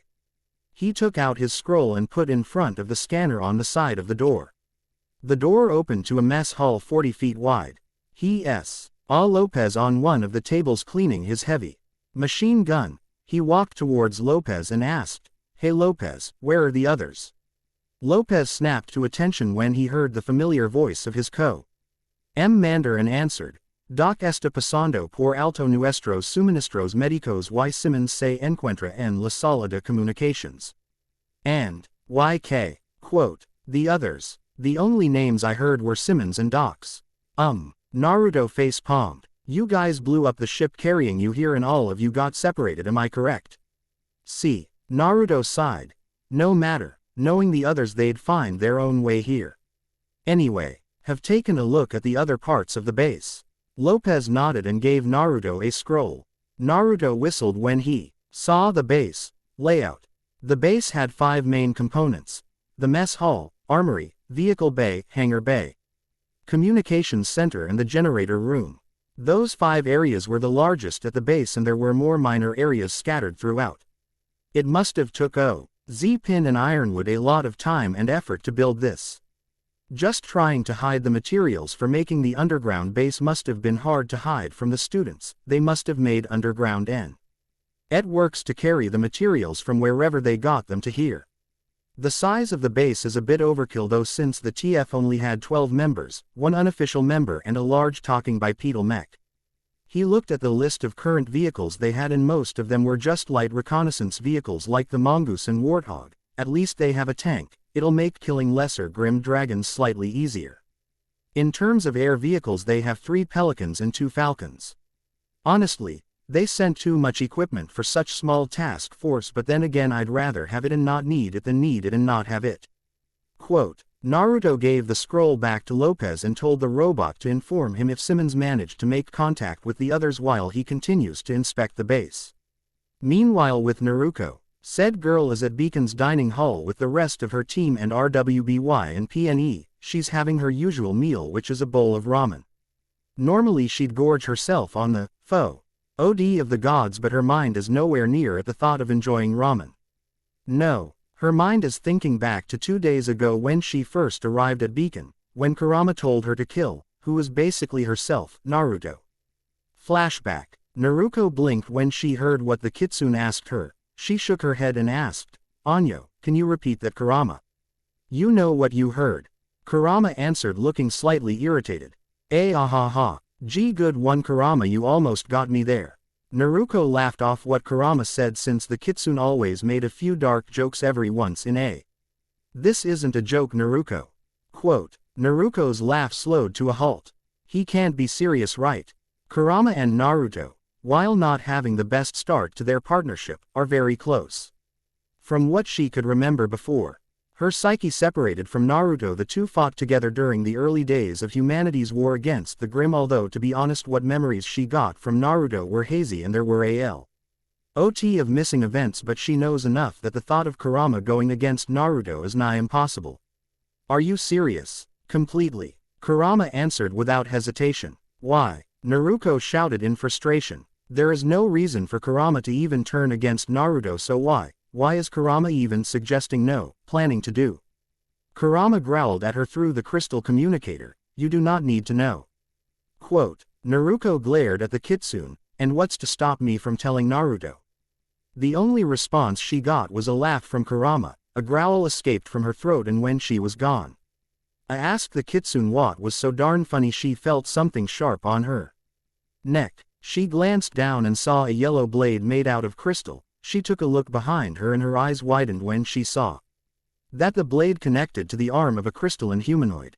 "Wah, like it." Naruto looked back at the communicator to find Kurama smirking quite sinisterly at her. "I won't tell you what they but know that they are going to be my insurance against you. If you even speak a word to this to Naruto, well." Kurama let the sentence hang. "You do know I could just dispel myself, right?" "Scoff please. We both know that something's stopping you from doing so. if you could dispel you would have done so by now. And the fact that if do, hop, you right now in memories of this conversation go back to him then that just means I'll have to off him myself. Naruto cursed since everything Kurama said is true. One of the main reasons she went to Beacon is because of what Kurama said earlier, and she was sent to spy on the Queen's group she was ordered to dispel if she found out anything important, but something hindered her ability as a clone to dispel, thus resulting in her traveling to Beacon. She then felt the blade move away from her neck, and the moment it did she immediately jumped away and turned around and pulled out her weapon only to find the humanoid gone. Crack. The crystal communicator she had on hand suddenly shattered, its fragments littering the ground. Naruto looked out the window with a frown, gazing at the broken moon hanging in the sky. Her only thought, what the hell is going on? Flashback end. Naruto blinked and looked at her team leader, who had a worried look on his face. Hey, you alright? I've been calling you for a while now. She looked at the others who were also looking at her in concern. She turned back to John and gave him a smile. I'm fine, John. What made you think I wasn't? Well, you looked like you were troubled about something. John found himself in a headlock by the blonde member of Team LNAR, who then gave him a noogie. Ha ha ha. I appreciate the concern, O leader of mine, but I assure you I'm quite fine. She released John, who was rubbing his smoking head, and walked off. I'll see you guys later, I've got some stuff to do. While the majority took Naruto's word for it, a few didn't. Blake, Ren, Euclid and John all knew that something was up with the girl, and only 2 out of the 4 of them will ask the girl about it in the near future. The other 2 felt that whatever was bothering the girl, that she would eventually tell them. With Naruto, who was walking aimlessly along the hallway, is still trying to make sense of Kurama's motives for the last 2 days, and she came to a troubling truth. If she were to even warn Naruto, or Kurama were to pop her, thus transferring her memories to Naruto, Naruto would be unable to fight, and the same is true for Kurama. Almost the entirety of their chakra is being used to power the barrier that is keeping Remnant safe from the dangers outside of it, and if the 2 were to fight, it would destabilize the barrier. It is also worth noting that Naruto is currently inhabiting a temporary body, since his real body is powering the barrier, and said body is being guarded by Kurama, which makes whatever Kurama is planning even more confusing. If he wanted to kill the blonde, why not destroy his body, which already in his reach? Naruto also thought about the entity that managed to sneak up on her. What was it? The only thing she knows about it is that its body seems to be made out of crystals. Dust Cryan said dust entities seem to follow Kurama's commands. Ever since I found out that I couldn't dispel properly, everything been so confusing. One thing's for sure though, one way or another, she need to let Naruto know about Kurama without letting the Kitsune know about it. Back with Naruto. He is currently at the underground base's hangar doing an inspection on the vehicles with Lopez. The vehicle hangar bay is split into an upper and lower deck. The upper deck has all of their air vehicles, while the lower deck had all of their ground vehicles. The hangar has 2 exits leading to Vale and 1 hidden exit leading to Patch in the event that Beacon and the base is attacked and an evacuation order is released. Everything seems to be in order. Senor. Yes, Lopez. Elos trajeron los pelicanos equivocados. Naruto looked at the pelicans and his eyes widened like dinner plates. Instead of being given the G79 HTC Pelicans, they received the D77 HTCI Pelican variant. There was a reason as to why he was very specific on which variant they should send, and the reason is very simple. The G79 HTC can make a lot of boom. At least he thinks it does. When a vehicle has the words and numbers, cannon, heavy, and high double-digit millimeters, then it automatically means that that vehicles makes a lot of explosions, right? His elders slightly slumped when he realized that his task force's boom capability dropped considerably. Oh well, they still have freckles, so that's a plus. His then received a call on his scroll. He looked at the caller ID and saw that it was Weiss, which lead to the question, how does she know my number? He took note to ask Weiss later and tapped the scroll to accept the call. Yes. Hey Naruto, just a question. You said earlier that SC members can skip class so long as they maintain a high enough grade, right? Yeah, well except for Ms. Goodwich's class, even I can't skip that. Oh, well in that case. Maybe you, can accompany me to Vale today. I just need to get some ethinganthisisantodity or anything. Weiss was talking at a fast pace that Naruto had to stop her. Whoa, slow down and sure. I don't have anything much to do anyway and I already finished the paperwork for today. I'll see you at the Bullhead platform. Though he couldn't see it, Weiss was looking like someone who just won the lottery, and so she said in a chipper tone, "Right, I'll be there." And she ended the call. Naruto pocketed the scroll and chuckled. Man, some things sure don't change, but why was she tearing so much? Must have eaten something cold. Lopez, who heard the conversation between Naruto and Weiss earlier, couldn't help but facepalm. His commander may be a sharp strategist and a formidable fighter, but when it comes to things like romance, let him put it this way. Naruto can easily see if a person likes another person, but when a person likes him he would be as clueless as a newborn baby. The only way a person would get the message, "I love you," across to Naruto is if they either confess then kiss him or lock themselves in a room with him then mouth him, which would soon lead to a lot of moaning and penetrating. Lopez is shook out of his thoughts. Is it still thought when it comes to robots? When Naruto called him over from one of the pelicans. "Si senor. What's the largest cannon we can put on this pelican?" Naruto looking at the pelican with a hand on his chin. "Esto es muy desaconsejable." Naruto looked at Lopez with a, "What are you saying?" face. La addition de un cañón en un pelican es estúpida. But can it be done? Sigh. See. Naruto happily nodded, satisfied that he'd be able to do this. Put 6 120mm smoothbore cannons on this one then. And I don't know about you guys, but putting 6 120mm cannons on an aerial vehicle, even if they are futuristic, seems like a very, very bad and awesome idea. Lopez was about to protest when he heard 7v. Uri's sweet words come out of Naruto's mouth. "We'll be letting Sarge pilot this one." That stopped any protest Lopez has. The thought and possibility of Sarge piloting this pelican and firing all 6 guns, then something going wrong which would lead to Sarge's fiery and agonizing death, is too good of a chance to pass up. Faster than Naruto could eat ramen, Lopez went about finding the materials needed to make what he'd dub Sarge's coffin, leaving Naruto to stare at the dust trail he left behind. Ellipsis. I knew he liked the idea.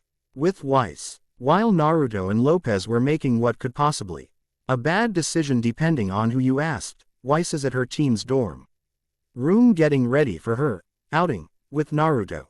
She actually had nothing to do in Vale, she just wanted to hang out with Naruto. Like she always did when they were still attending the PSC in Atlas. She stopped what she was doing and remembered back to when she first met the blonde 2 years ago. Flashback. 2 years ago, Atlas Primary Combat School. "Can everyone please settle down?" A female teacher wearing white teaching robes called out. The entire class of 23 quieted down. The class that said teacher is assigned to is nothing special. All of them aspiring hunters and huntresses, but one student stands out from her class. At the very back of the classroom, 4 tables from her, is the youngest of child of the Schnees, Weiss Schnee. Weiss is a bit of a recluse. She avoided making friends with anyone because the most people she befriended turns out only did so because of her status, while others avoided her because of it. If her social life was bad, then her familial life was a bit more worse because of her family's racism towards the Faunus. Most of her family's either dead or missing, no thanks to the White Fang. And the company is facing scrutiny because of harsh working conditions in their mines, which is manned entirely by Faunus. And with her father as the head of the SDC, it doesn't take a genius as to how Weiss's life would be like if you add all of this together, and with the death of her mother. The only escape she has from all of this would be with her elder sister Winter. Ever since everything has gone to hell, Winter's been taking care of her, but because of her duties that only happened scarcely. So Weiss slowly turned cold and bitter to the world around her, blaming the White Fang and the Faunu for everything wrong that happened to her family. But today, everything was going to change for her. Now, it may be late in the year, but we have a new student joining us today. The door to the RO then opened up, and a majority of the students' reactions were less than friendly. The hell is an animal doing here? The kennel is back that way. He sure is handsome. The teacher cleared her throat in order to stop the rather racist remarks about their new classmate, and sweat dropped at the last comment. Everyone, this is a place of learning. Race or creed matter not here, for we are all students in this academy, and so I expect you to be respectful to your fellow students. If I catch even of you say anything remotely racist, you shall find yourself heading straight for the principal's office. Now, she turned to the new student, please introduce yourself. The newcomer turned to the class, and Weiss took this moment to study his feature. Golden blonde hair, cerulean eyes, 3 arcs on each cheek. He is wearing the clothes in the CHP3 flashback, but his mask is on the side of his head. The newcomer gave a smile that almost made Weiss blush. Almost. Hello, my name is Naruto Uzumaki, pleasure to be here. The female teacher nodded and motioned for him to sit down wherever he wanted. Naruto looked around for a while before smiling and walking towards the back of the room. Weiss meanwhile is wondering why the blonde faunus is moving towards her. Then she noticed that the seat next to her is vacant. She was about to tell the Naruto off, but he was already sitting next to her when she blinked. Naruto looked at her and gave her smile and put his hand out towards her. Hello, I'm Naruto, you are? Weiss responded with what would soon be her trademark route to the left and a HMPH. Naruto sweat dropped. That's, admittedly cute. Eep. After that the two slowly hit it off and became enough that they eventually have a nickname for each other. She called Naruto idiot, but in an affectionate way, and he called Weiss snowflake, which was why she more or less got Pyrrha to impale John with her javelin, since Snow Angel was dangerously close to Snowflake, and she only allows one blonde to call her that, and that blonde is most definitely not John. He also got her to change her view of the faunus when one time he brought her to one of the faunus settlements in Atlas. Sure enough, she wasn't very much well received because of her status as a schnee, but the elders in the settlements at least made sure to get to know her before they judged her. Weiss shouldn't be faulted for her father's faults, and the elders decided to give the young schnee a chance, and Weiss didn't waste this chance to get to know the faunus in that settlement. Speaking of getting to know, it was after that event that Weiss found out that her friend wasn't actually a faunus. His whisker marks only made him seem like a faunus, but he was born human. Weiss turned her head toward the door when it opened, and the head of the person her mind was thinking about peeked into her team's room. There you are. Naruto sounded relieved. Wait, don't tell her that he missed her already. What? I've been waiting for 2 hours. Ellipsis. Weiss looked at her scroll, and lo and behold, it has been 2 hours since she called Naruto. Weiss blushed in embarrassment. She couldn't believe that she kept him waiting for 2 whole hours. This is so, she yelped when she found herself being pulled by Naruto by the hand. Come on, Weiss. Time waits for no one, and you may not get what were you getting again. No time to talk, Snowflake. The midday flights to Vale are about to take off, so Weiss could only eep. When she found herself getting swept off her feet and into a Princess RRY with Naruto running as fast as he can through the hallway, almost running over a few students. From the shadows of Team RWBY's room, Kurama appeared in his 2-foot fluffy glory, an outing in Vale. Quote, Kurama put a paw out in front of him, and in a pop of smoke an earpiece appeared. He put it on his ear and pushed the button on top. Luckily his earpiece is already set to the task force's frequency, because he has no idea how to work these things without them blowing up in his face. Hello, Simmons. Commander Kurama. Oh, thank God you picked up. You won't believe. Yes, we'll get to whatever that is later, but I'm initiating Operation Nil. Simmons gasped. No way. Simmons said, sounding like a man fishing for gossip. Yes way. Subject is Vale right now. Hello. With Simmons. The maroon armored soldier is currently running like a madman in the underground base. Operation Nil is an operation that had no hope of being launched. There was actually a betting ring on it on whether or not it will happen and what the results of the operation will be. Simmons stopped just outside of the medical bay and quickly opened the door. He looked around for Doc and found him taking something from the cabinet. Why is there Viagra in the medicine cabinet? Whoa. Doc found himself getting dragged by his helmet by Simmons. What the hell, Simmons? No time. Operation Nil. Those 2 words stopped any protest Doc had. You know where Lopez is? Doc needed a minute to answer because getting dragged by your helmet while the person who is dragging you is running is quite nauseating. He is at the hangar. Perfect. Lopez meanwhile is happily attaching the smoothbore cannons into one of the Pelicans. The thought of Sarge offing himself in this thing urging him to finish faster. Lopez stopped whatever he was doing when he heard Simmons call his name. No vez que soy. Operation nil. Operation nil. Voy a suponer que se trata de Naruto y la Strashni. How do you know? Acaba de obtener en el interior del Pelicana. Alright. No need to get angry with me because the commander has a girlfriend. As Simmons and Doc went inside Z could only groan in annoyance. Oh well, he was actually curious as to how this outing would go, but wasn't it supposed to be 2 hours ago? The Schnee must have really made herself presentable to the commander. Lopez went up to the pilot seat with Doc and Simmons on the upper seat behind him looking at the monitor. The Pelican's rear door closed and it slowly rose up and launched through the tunnel. And they were soon in the skies of Vale, and one thing failed to cross their minds. Bullhead on the way to Vale. Sitting side by side inside the Bullhead, Weiss and Naruto are making small talk like at the others been up to and saying how the weather is nice whenever things got awkward to pass the time while traveling from Beacon to Vale. Weiss is actually very nervous. The last time they spent time together alone was 2 years ago, and that was when she also started having a crush on him, and now she wanted to make that crush more than a crush, so you can guess that she's really nervous right now. Naruto meanwhile is thinking the same thing as Weiss, but not to the same extent as she is thinking right now. The PCs at Atlas is, in a word, hell.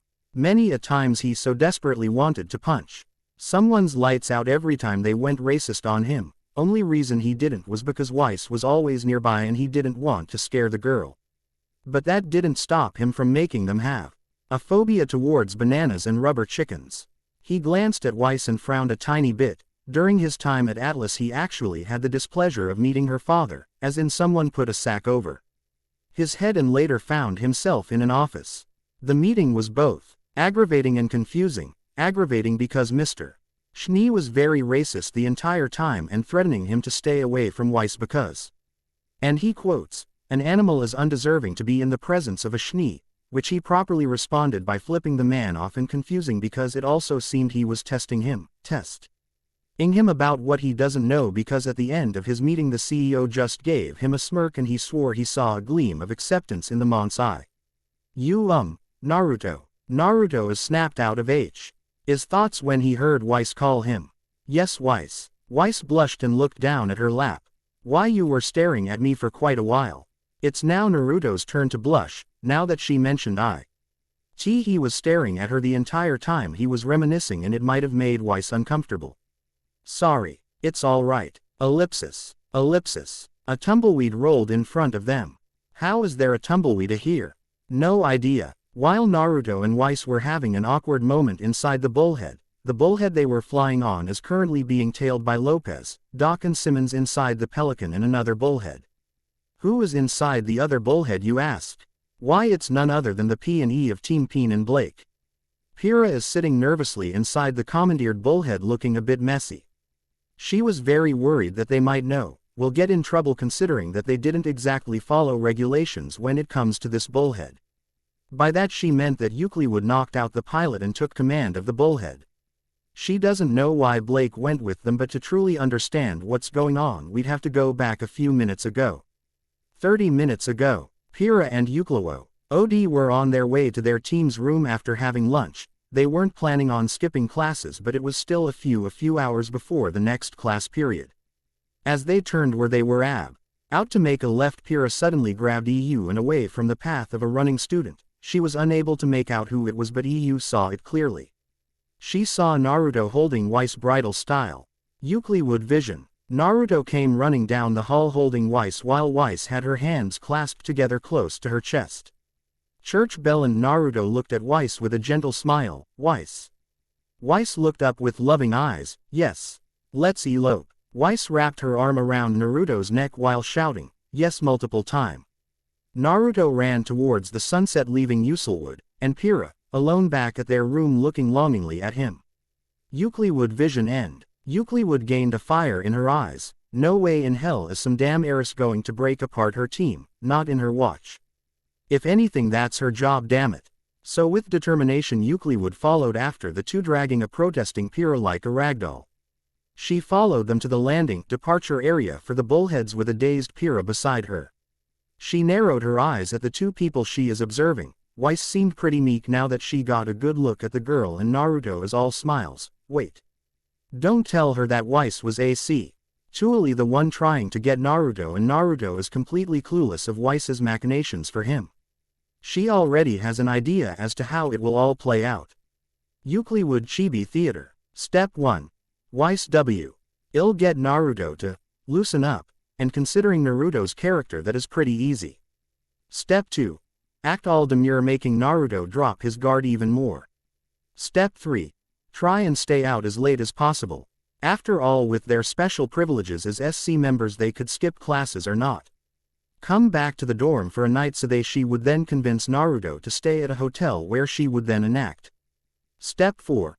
Once at a hotel room, she would then order room service and sneak a drug into Naruto's food or drink. After a while, Naruto will start to fall for the effect of whatever Weiss put in his meal, and she would take advantage of poor Naruto in his weakened state. But that's where she and Pyrrha come in and whack the hell out of Weiss and save her and Pyrrha's Naruto. And then they and Pyrrha continue with the school year while keeping Weiss away from their precious teammate. ECT end. While Euclid was thinking all of that up, Pyrrha felt a strong urge to whack EU in the head. Present time. After that, Naruto and Weiss got in a bullhead, and then they met with Blake, who was in the area for no reason. Blake's actual reason is that she'd let hell freeze over before she lets Naruto be alone with a schnee. Is what she's telling herself, but really she's just uncomfortable seeing Naruto and Weiss together. She doesn't know why she feels that, but she just does. After telling Blake what they were up to, she decided to join them, and then Euclid saw a bullhead about to take off, and quicker than the two could notice, Euclid was inside the bullhead door and threw out the unconscious pilot. And here we are now with Euclid piloting the bullhead with Blake behind her with her arms crossed.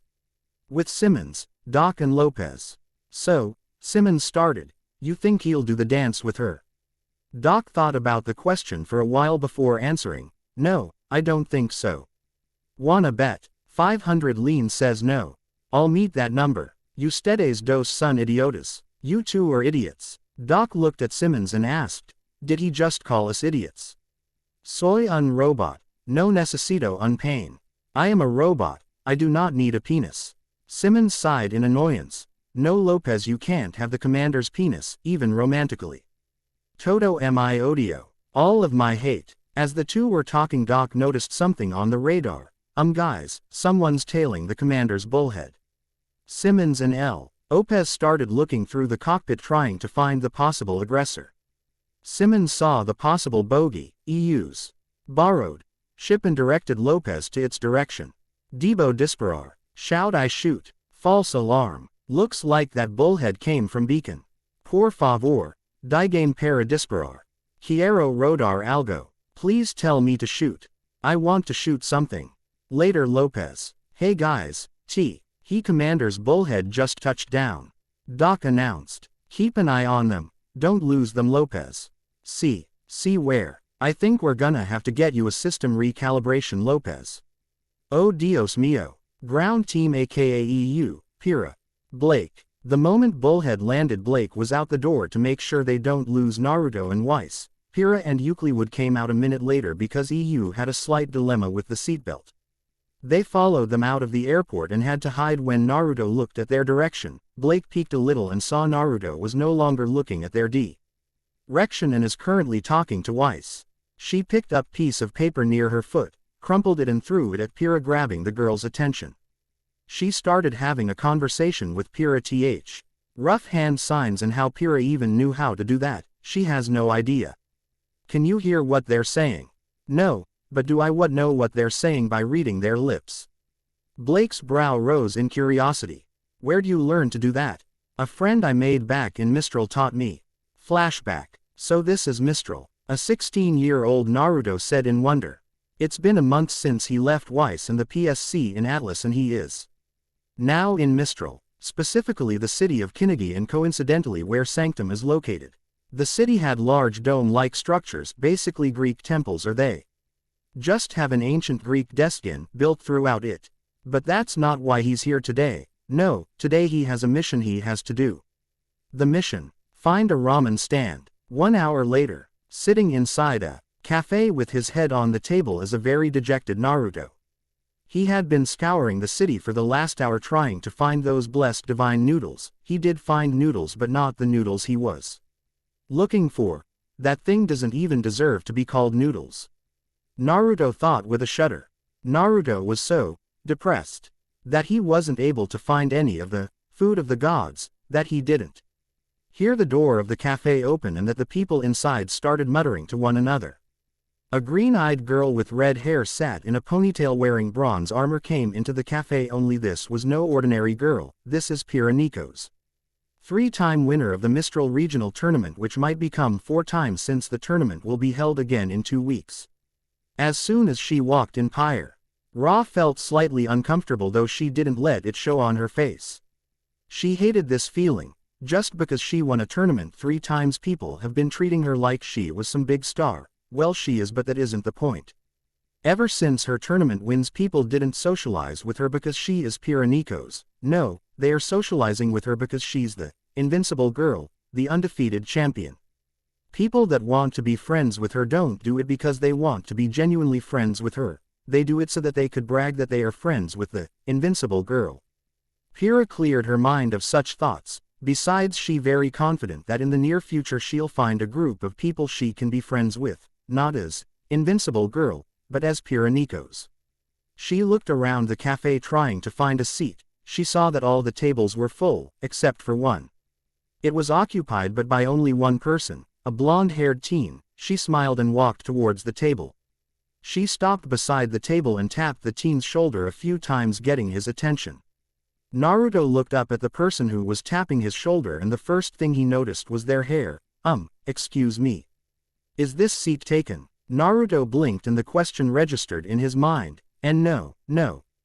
The redhead smiled, took the seat in front of him and took the menu on the table and browsed it.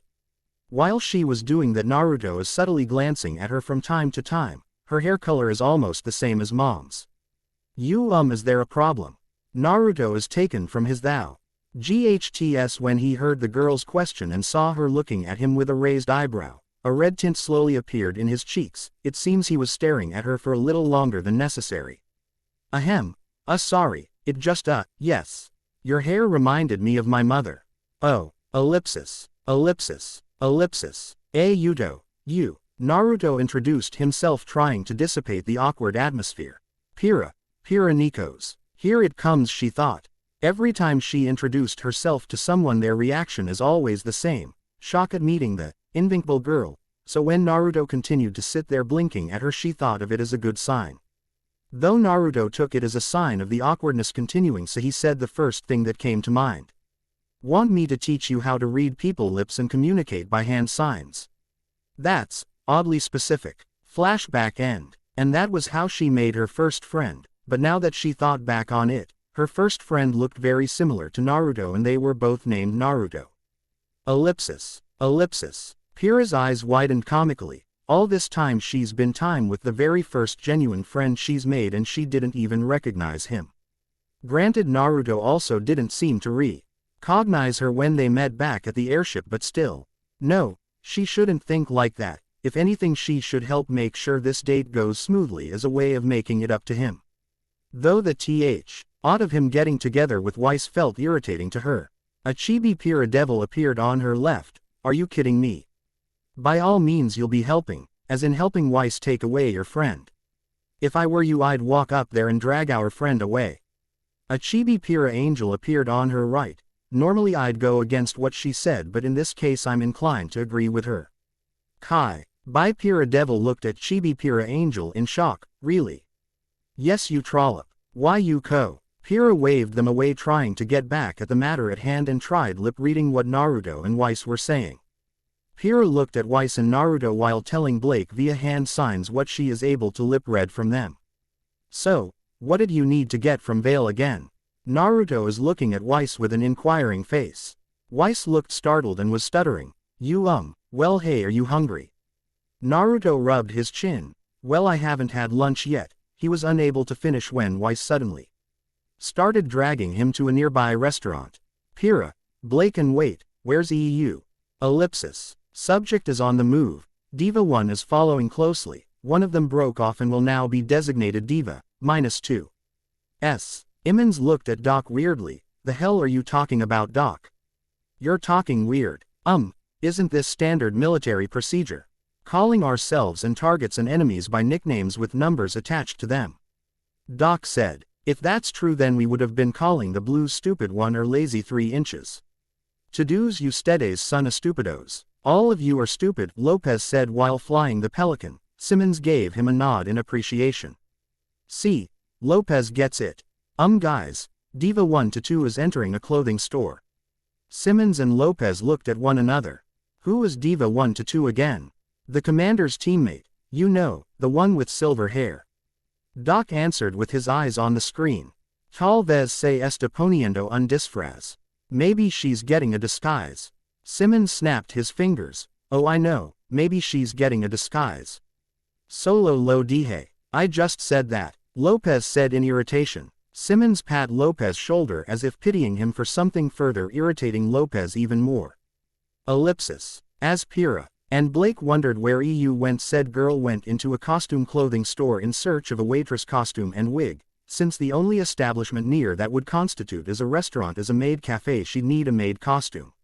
She grabbed the first maid costume she saw, paid for it and hightailed it to the maid cafe.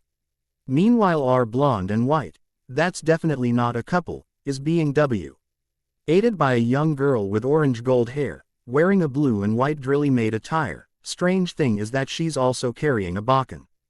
Good morning master, my name is Isaka Taiga and I'll be your maid for today, got it? The maid named Taiga trying to act tough. Quote ellipsis quote. Quote ellipsis quote. What? Taiga asked, feeling uncomfortable with the staring. Why is a kid working here? Taiga bristled at his comment. And comically waved her bakan threateningly at his face and yelled, you bastard, I'm no kid, I'm an 18-year-old, you jackass. Naruto and Weiss shouted an EHH, with Naruto getting a bump on the head for his comment. A second later he is kneeling on the ground getting reprimanded by the maid while Weiss shook her head in amusement. Yep, this is how she and Naruto spent time even back then. She doesn't mind Naruto getting into situations like this since it added color to her dull life back then and now. Yosh, so long as you understand. Taiga nodded in satisfaction while Naruto, who is nursing a large bump on his head, responded with a, hi, Taiga-sensei. Weiss cleared her throat and asked if they may be seated now, and Taiga rubbed her head sheepishly and led them to table by the W.I. Endao, and the two ordered omelette rice, though some eyeing did catch Weiss. Attention, can we also get one of this? Taiga looked at what Weiss' finger is pointing at. She smiled and whispered to her, ho. You must be pretty bold wanting to order that particular dessert. It's actually a rule here that if two people order that, then they have to spoon feed each other. She walked away to pass their order. Weiss' cheeks slightly gained a pink tint. This might actually be one best snap, not dates, they've been in. Ellipsis. Outside the cafe, Pira and Blake is across the street surveilling the cafe inside Anchor Cafe. The two were watching the date with varying degrees of emotion while keeping a lookout for EU. When they saw the duo laugh, Blake accidentally shattered the cup in her hand, surprising Pira and a couple other patrons. Is something wrong, dear customer? Pira and Blake blinked when they heard a familiar robotic voice ask them a question. They both looked right and sees EU standing BEF. Or them in a gothic maid costume wearing a blonde wig. EU. Pira asked, making sure it is her, and EU nodded. Blake narrowed her eyes at EU and asked, where the hell were you? And why are you wearing a maid costume? I am wearing it as a disguise so I could sneak up on Naruto and Weiss, but as you can clearly see I entered the wrong cafe, answered EU with her shoulders slumping at the end. E2 girl's sweat dropped at he sincd, it sounded like a very EU-like thing to do. Ellipsis. Above them TF Maelstrom's red team is keeping an eye on the proceedings and is very bored. Whoever said trying to sneak up on someone's date is fun needs to get a kick to face. Simmons whined. Usted solo se dio cuenta de que culo. You just realized you ass. Quote, I know right. Guys. What is it now, Doc? Asked a now irritated Simmons. Can you look at the radar? Because I'm getting a lot of beeping noises. The two looked at the radar on Lopez's console and saw what Doc was going on about. There are about 16 radar signatures with 5 being fast movers. The comm systems on the Pelican came to life and with it a message. Attention unidentified aircraft, you are in Vale airspace, UAR. To either turn around or identify yourself. Mierda.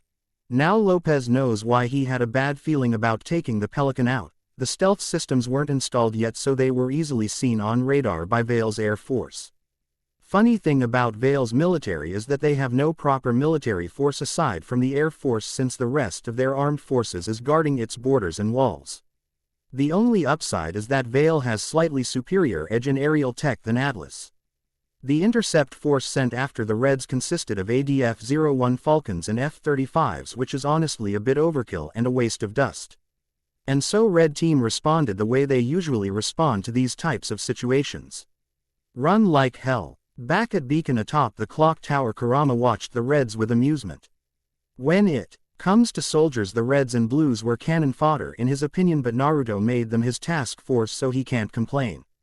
Honestly, I don't know why you even keep them around. He looked beside him and there stood Narform. Well, I like their spirit. Which are you? Just a clone. The original is with Weiss. Kurama sighed. You seriously need to stop splitting yourself, we don't even care. Now if it's safe for you given how only half of your soul is in you. Why haven't you dispelled Naruto yet? It was Naruto's turn to sigh. If it was before initiation, then dispelling her would have been easy, but now that she known by quite a number of people, her disappearing suddenly would raise more than a few eyebrows. No. And as far as Ozpin is concerned, Naruto is as real as they are, not a clone, and I don't plan on letting that information out anytime soon. I see. By the way, has Naruto talked to you about something? Naruto looked at Kurama with a raised eyebrow. What do you mean? The fox waved it off as nothing. Naruto made a note to talk to the girl later, curious as to what the fox was talking about. Anyway, what did need me for? Kurama answered for him to follow, and they soon stop. Head at the underground base in of the hallways between the hangar bay and the armory. Smear some of your blood on the wall. Naruto did so and smeared it on the wall in front of him. He grew surprised. When the wall suddenly glowed and then it was gone. He stepped through the newly made opening and found himself in a dark room, but grew shocked and angry when he saw what is on the other end of the room, staring him right in face.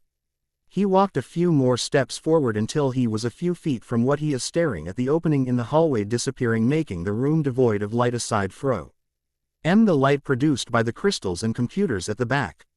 In front of him is a large crystal riddled with seals, and inside the crystal is a rather tall woman.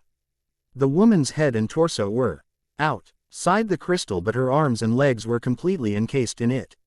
Naruto looked intently at woman, and memories of the fourth Shinobi War started flashing in his mind. His face spoke of anger, but his eyes spoke of regret and sorrow. In front of him, encased almost entirely in crystal, is Kagaya Otsutsuki. She shared the same fate as the Grim Shinobi, only difference the Grim mask is broken in half. Half of her looks how she normally does, while the other half is grim-fied. Naruto turned around and launched his chains at Kurama, lifting the fox in the air. Why the hell is she here? Naruto grounded out. Naruto's chains didn't really affect Kurama, so when he spoke it wasn't all choke. Why? Because Beacon Academy is the safest place to put her in at the moment. Bullshit. The cave at Patch is much more secure than Beacon. You know that. Naruto screamed at Kurama. Naruto loosened his hold on Kurama. Just shook his head. Whatever, what's done is done. I'll dispel now and let the boss know, but don't think you're in the clear, Kurama.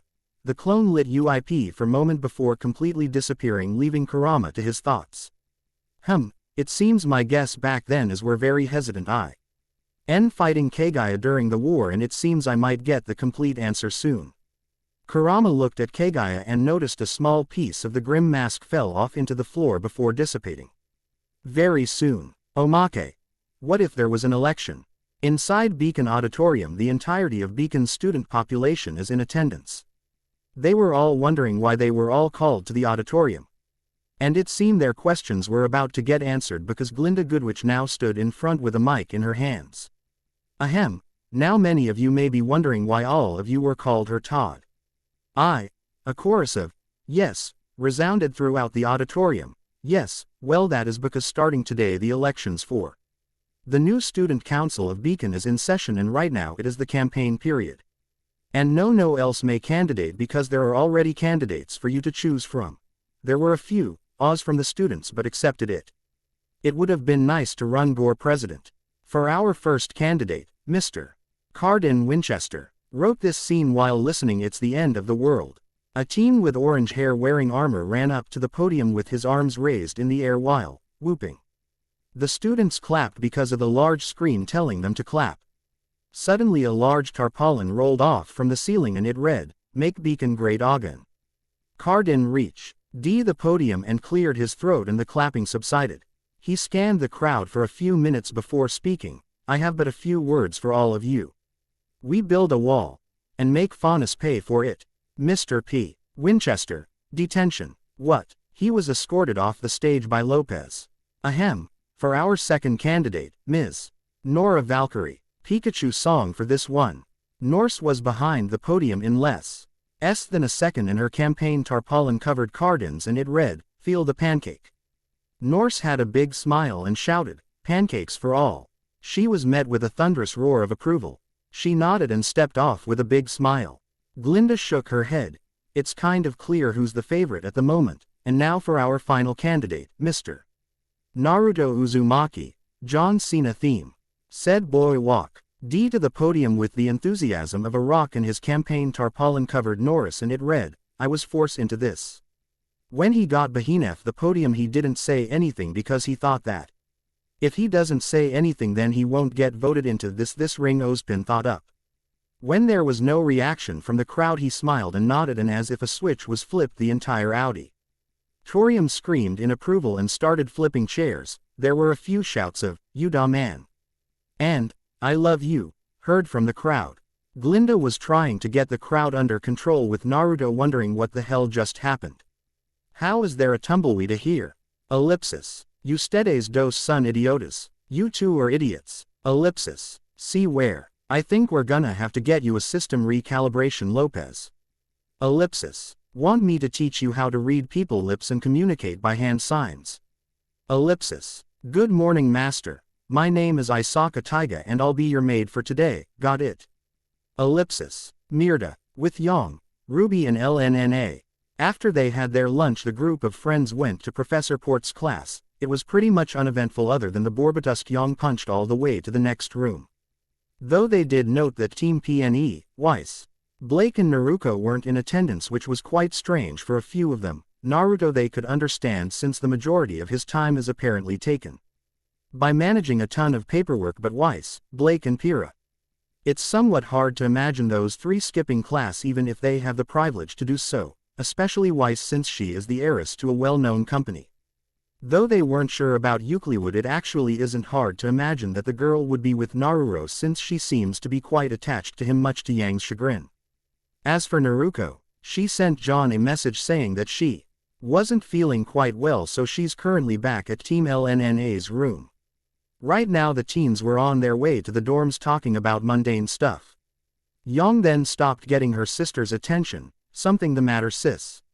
Yang patted her skirt and put her hands in the pockets searching for something but didn't find what she was looking for. My comb's missing. Must have left it at the SC room. You guys go on ahead I'll catch up. And Yang ran off in the direction of the SC room not waiting for a reply. It took Yang a few minutes to reach the hallway leading to the SC room when she saw Naruto entering the room which made her smile. Seems that she'll get some alone time with him today and hopefully have true proper conversatio. And with him about his disappearance without the others present. She ran towards the door and opened it, Naruto. Only to be greeted with an empty room. What the? But she just saw him enter a minute ago, didn't she?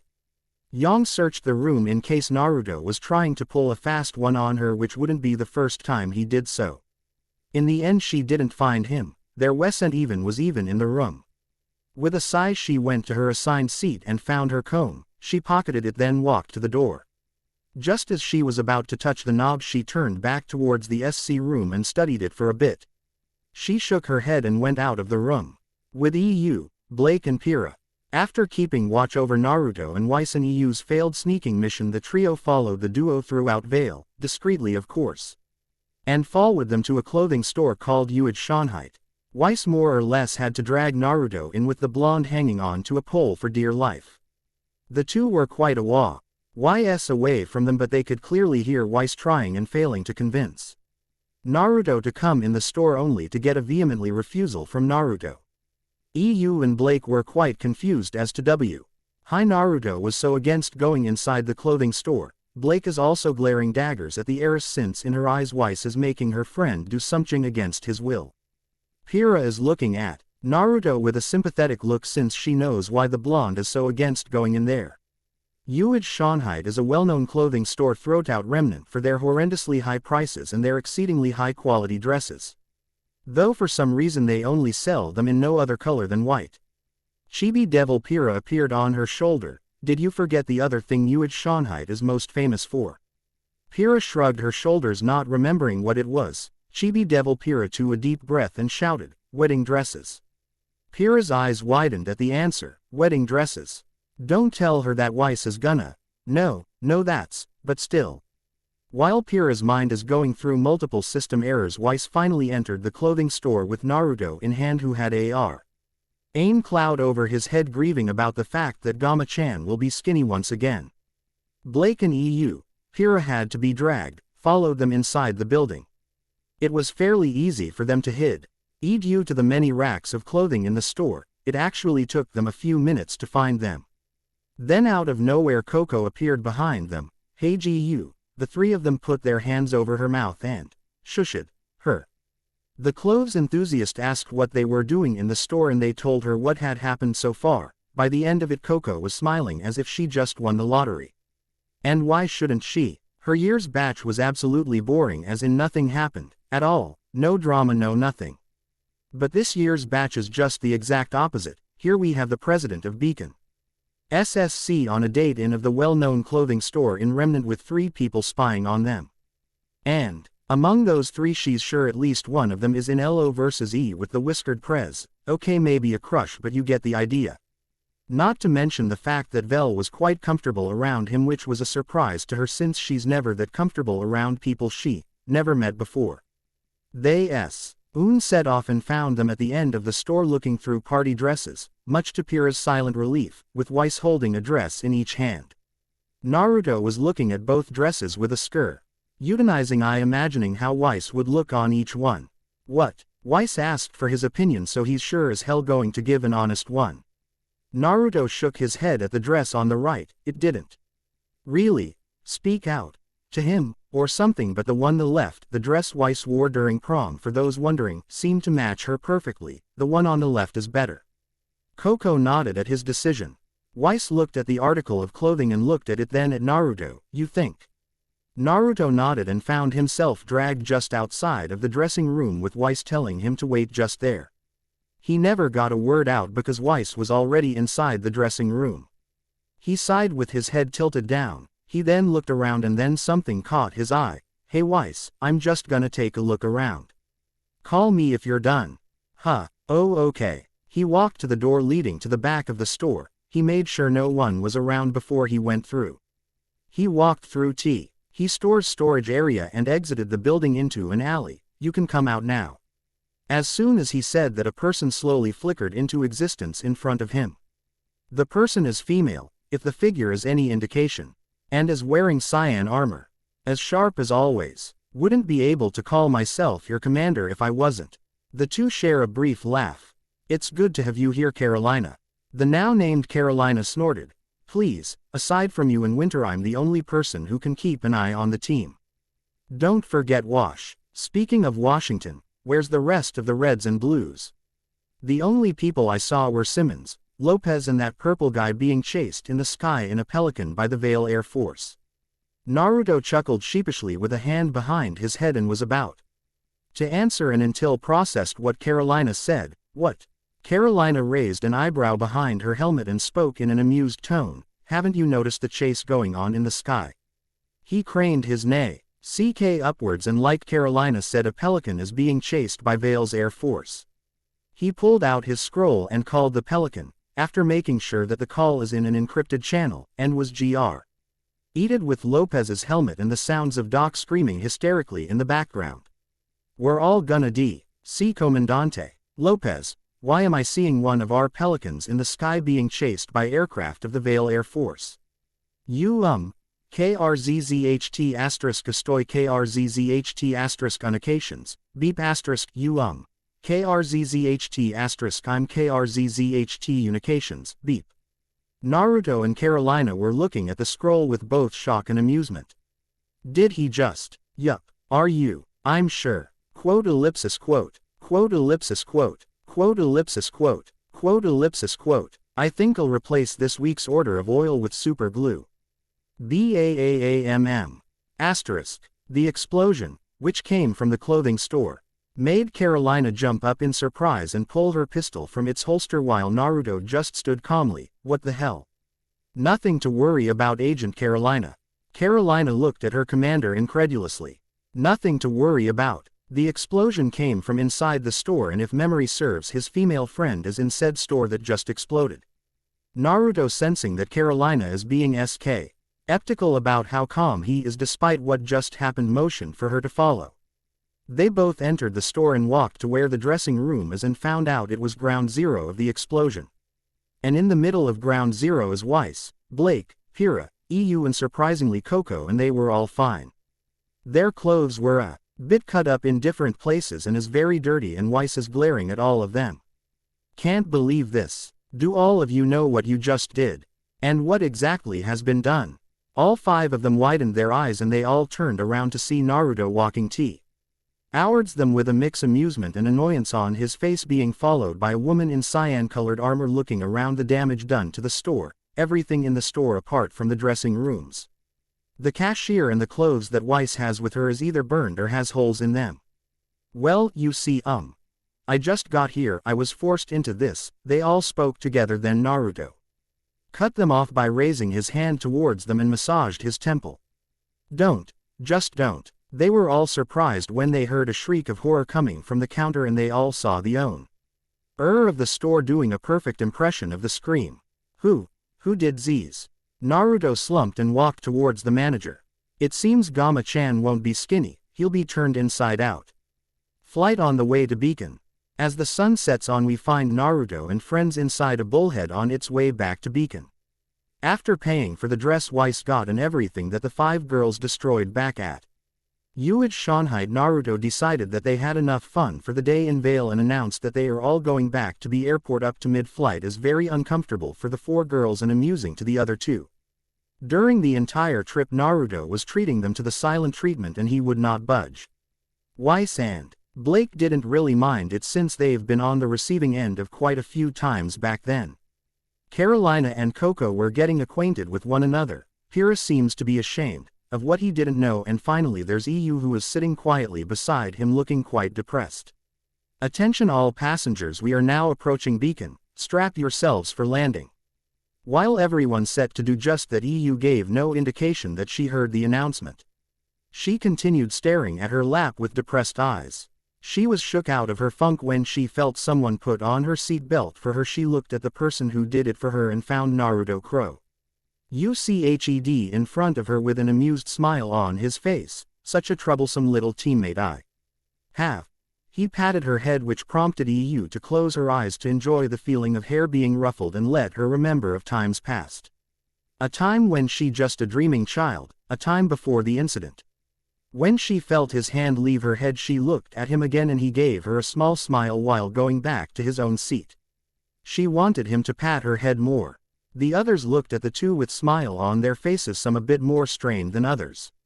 After touching down, they walked towards the courtyard and into an intersection that lead to the amphitheater that they just went through, left to Beacon Tower, right to the dorms and forward to the main school building. Naruto turned around to address the others. Paya. EU, the two of you go back to dorms, same with you Blake and Coco. Hope those directions made sense. You're not going back yet? Pyrrha asked her teammate. Naruto shook his head and motioned it towards Carolina. Nope. She's actually one of the new guards alongside Simmons, Lopez and Doc, and since Ozpin is either asleep or is suffering a caffeine overdose, I'll be handling her paperwork. Carolina snorted. Please, like the man could suffer from an overdose, wouldn't be surprised if his body is made out of the stuff. Well, whatevs, I'm gonna go on ahead and get back with my team. They're probably worried since the store I was in exploded after all. Coco headed on inside, but not before giving some final words to Naruto. Don't do anything I wouldn't do now, Mr. Prez. The two of us should head on back too. Blake and Weiss said their goodbyes before entering the dorms. See you later, Naruto. Come one EU. Pyrrha walked towards the dorm with EU following. Before she could enter the building, EU looked back at Naruto and Carolina. Naruto, having an idea of why EU stopped, said, I'll be back before 8:30. EU nodded and entered the building.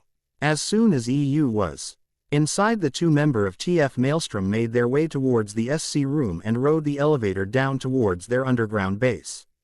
They're currently walking through the hallway between the mess hall and the armory in silence when Carolina broke it. Can't imagine how much time and trouble they spent building this place. Naruto nodded. Yep, it's also very suspicious of them to do so. While the TWO of them are part of the same organization that exists to protect Remnant, James and Naruto never saw eye to eye with each other on many things. One of them being the equipment that TF Maelstrom uses.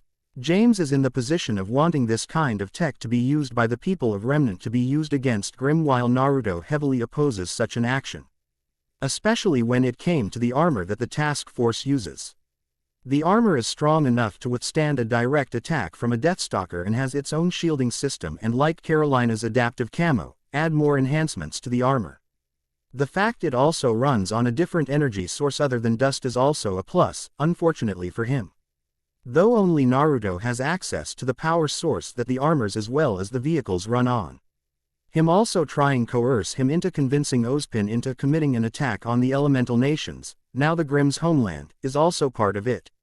Humanity doesn't have the necessary strength to fight a war in the Grimm's own territory. Even during the early days of the human-Grimm conflict, even though humanity had the advantage in numbers and technology, it still wasn't enough to fight against the Grimm. Also, putting the task force back together and putting him in charge of it once again after the freelancer incident was his way of keeping an eye on him, not that it matters since the members of the task force are all loyal to him. You really don't trust him, don't you? Other than Kiro, I don't really trust anybody else in Ozpin's little group. Carolina looked at Naruto with raised eyebrow behind her helmet. She actually thought that the blonde trusts Ozpin, all things considered. They soon came to a door and Naruto entered first, followed by Carolina. The room was quite small. It was large enough to accommodate 4 filing cabinets, a table with a chair in front and behind it, and a large brown sofa. Naruto took a seat behind the table while Carolina took the seat in front. I actually have a question, Agent Carolina, if you don't mind me asking. Carolina made a go on gesture and he asked his question. After the freelancer incident and the unit got broken up, everyone else stayed within the Atlesian military, but you went off radar. Mind telling me why? 5 hours later, outside Team PNE's room, Naruto stood in front of his team's room staring at the closed door, or with a troubled expression on his face, the meeting he had with Carolina a few hours ago still in his mind. He rid his mind of the thought, he'll just have to prepare proper countermeasures if she's right. He took out his scroll and unlocked the door. He gently opens the door in case Pyrrha and EU are already asleep, and judging by the turned off light he'll go with, they're asleep. He made his way to the bathroom and took a quick shower and came out wearing his pajamas, a burnt orange shirt and blue shorts, and was greeted by EU, who was wearing a white and violet sleep shirt with a cartoony shish drawing of a bear on the front and scythe-themed pajama pants. You're late. It's only an hour. Then be an hour early. Leader's orders. EU walked back to her bed and went back to sleep, leaving Naruto with a sweat drop on his head. With Lopez, Doc and Simmons now back at base after being chased by Vale's Air Force for the better part of the day, the 3 Reds disembarked from the Pelican on wobbly legs. Finally back, Doc said, hugging the ground. Let's not do that again. Ms. Pierna's ni siquiera deben ser inestable. Soy un robot para ponerse a gritar. My legs shouldn't even be wobbly. I'm a robot for crying out loud. Lopez complained. Then maybe you guys shouldn't have taken the Pelican for a spin in the first place. The three of them looked towards the hangar entrance. Ian saw someone they haven't seen for a year. Carolina. Purra. Bitch. The three of them ran towards the former freelancer. Carolina was about to greet them back, but a disembodied voice beat her to it. Welcome back. A polite, chipper disembodied voice. Who was that? Carolina asked. Me. I am the AI, designation Cherry, assigned to this base. My role is to support TF Maelstrom with whatever they need during their stay here.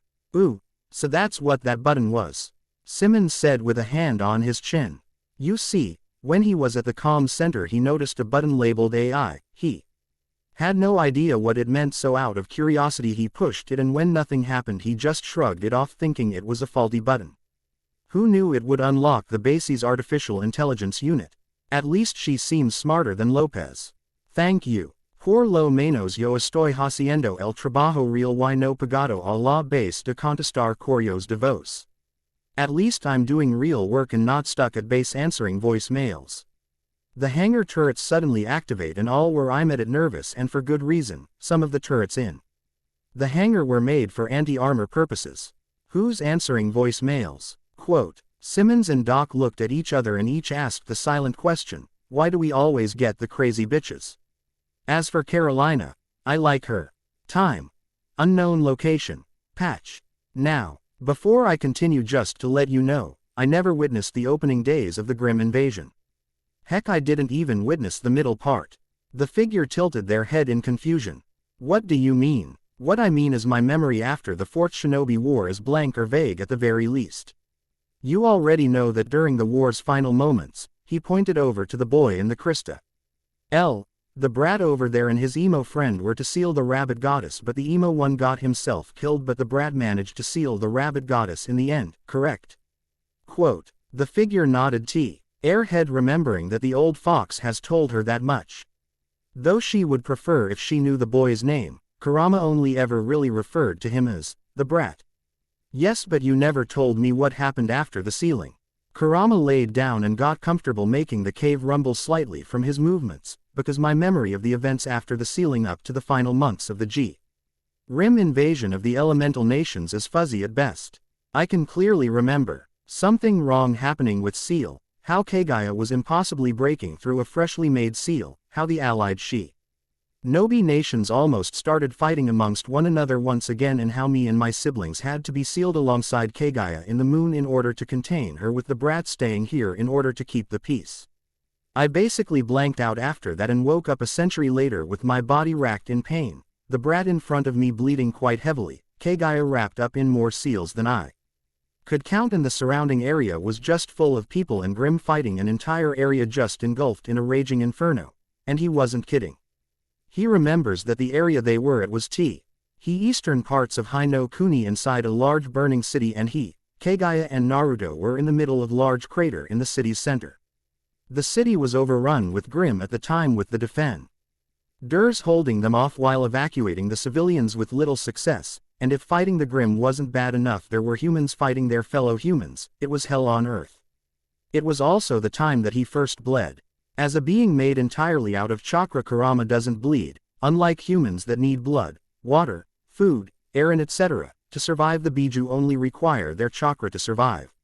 It's also the reason why they can't be killed, because if they're killed, their chakra just scatter and they just have to wait a few years to come back into the world. But that day he did bleed. That day he felt that he could be killed. Then what happened? Kurama sighed. I don't know. The brat only told me the bare minimum. The moon exploded. My siblings and I along with Kagaya fell towards the earth. Grim pouring out of our bodies. It wasn't until much later that I'd find out that someone called Salem was responsible for all of this, and when I asked the brat who this Salem was, he never answered. The figure palmed her chin. This is very enlightening, she noted, to tell the others about this. And after that I was sent to Remnant along with countless others to prepare it for Grim, while Naruto and whatever forces that could be scrounged up would delay the Grim. Quote. And that was another surprise to the fox back then. It seems that 2 decades after the war, explorers managed to find unexplored land. The land had 4 main continents with an island south of one of the continents.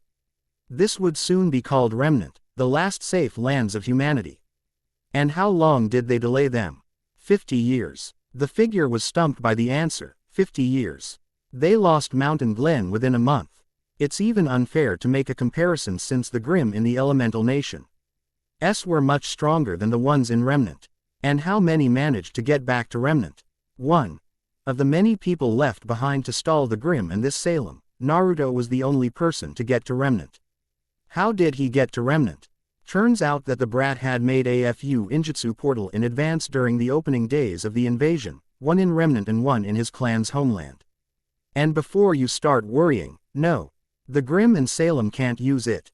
Quote, the figure breathed a sigh of relief. If the portal was still open, then the figure had an idea, but first they needed to confirm something. But can you? Kurama scoffed. Of course I can. Who do you think I am? Quote, that's all she needed to know. The figure stood up and dusted themselves and looked at Kurama. Well, this has been an enlightening night. I thank you for indulging me, Kurama. No, thank you for the company. It gets rather irritating here when all I have to talk to is Larry. The figure laughed. Larry is the Ursa that led her in the cavern. Kurama always complained about Larry on how he is a big, lazy ass and how he always seemed to break stuff. The figure took out a scroll and looked at the time, and their eyes widened like dinner plates. 6:27 a.m. Darn, I better get going. The girls are about to wake up and who knows what time I'd think. As the figure ran out of the cavern, Kurama looked at Naruto, while he and the boy are friends, although it took Kurama a while to admit that there are a lot of things that he doesn't know about that Naruto kept him in the dark on, particularly on Salem, the century-wide gap on his memories, and Kagaya. He is pretty certain that the war against the Grimm has a concession between these 3 things, and so far Naruto has yet to tell him anything about it. But he can wait. He trusts Naruto to tell him eventually. After all, he's waited for more than 1,000 years, he can wait a few more. The end. I hope you enjoyed this episode. Remember to subscribe and like this video. See you in the next video.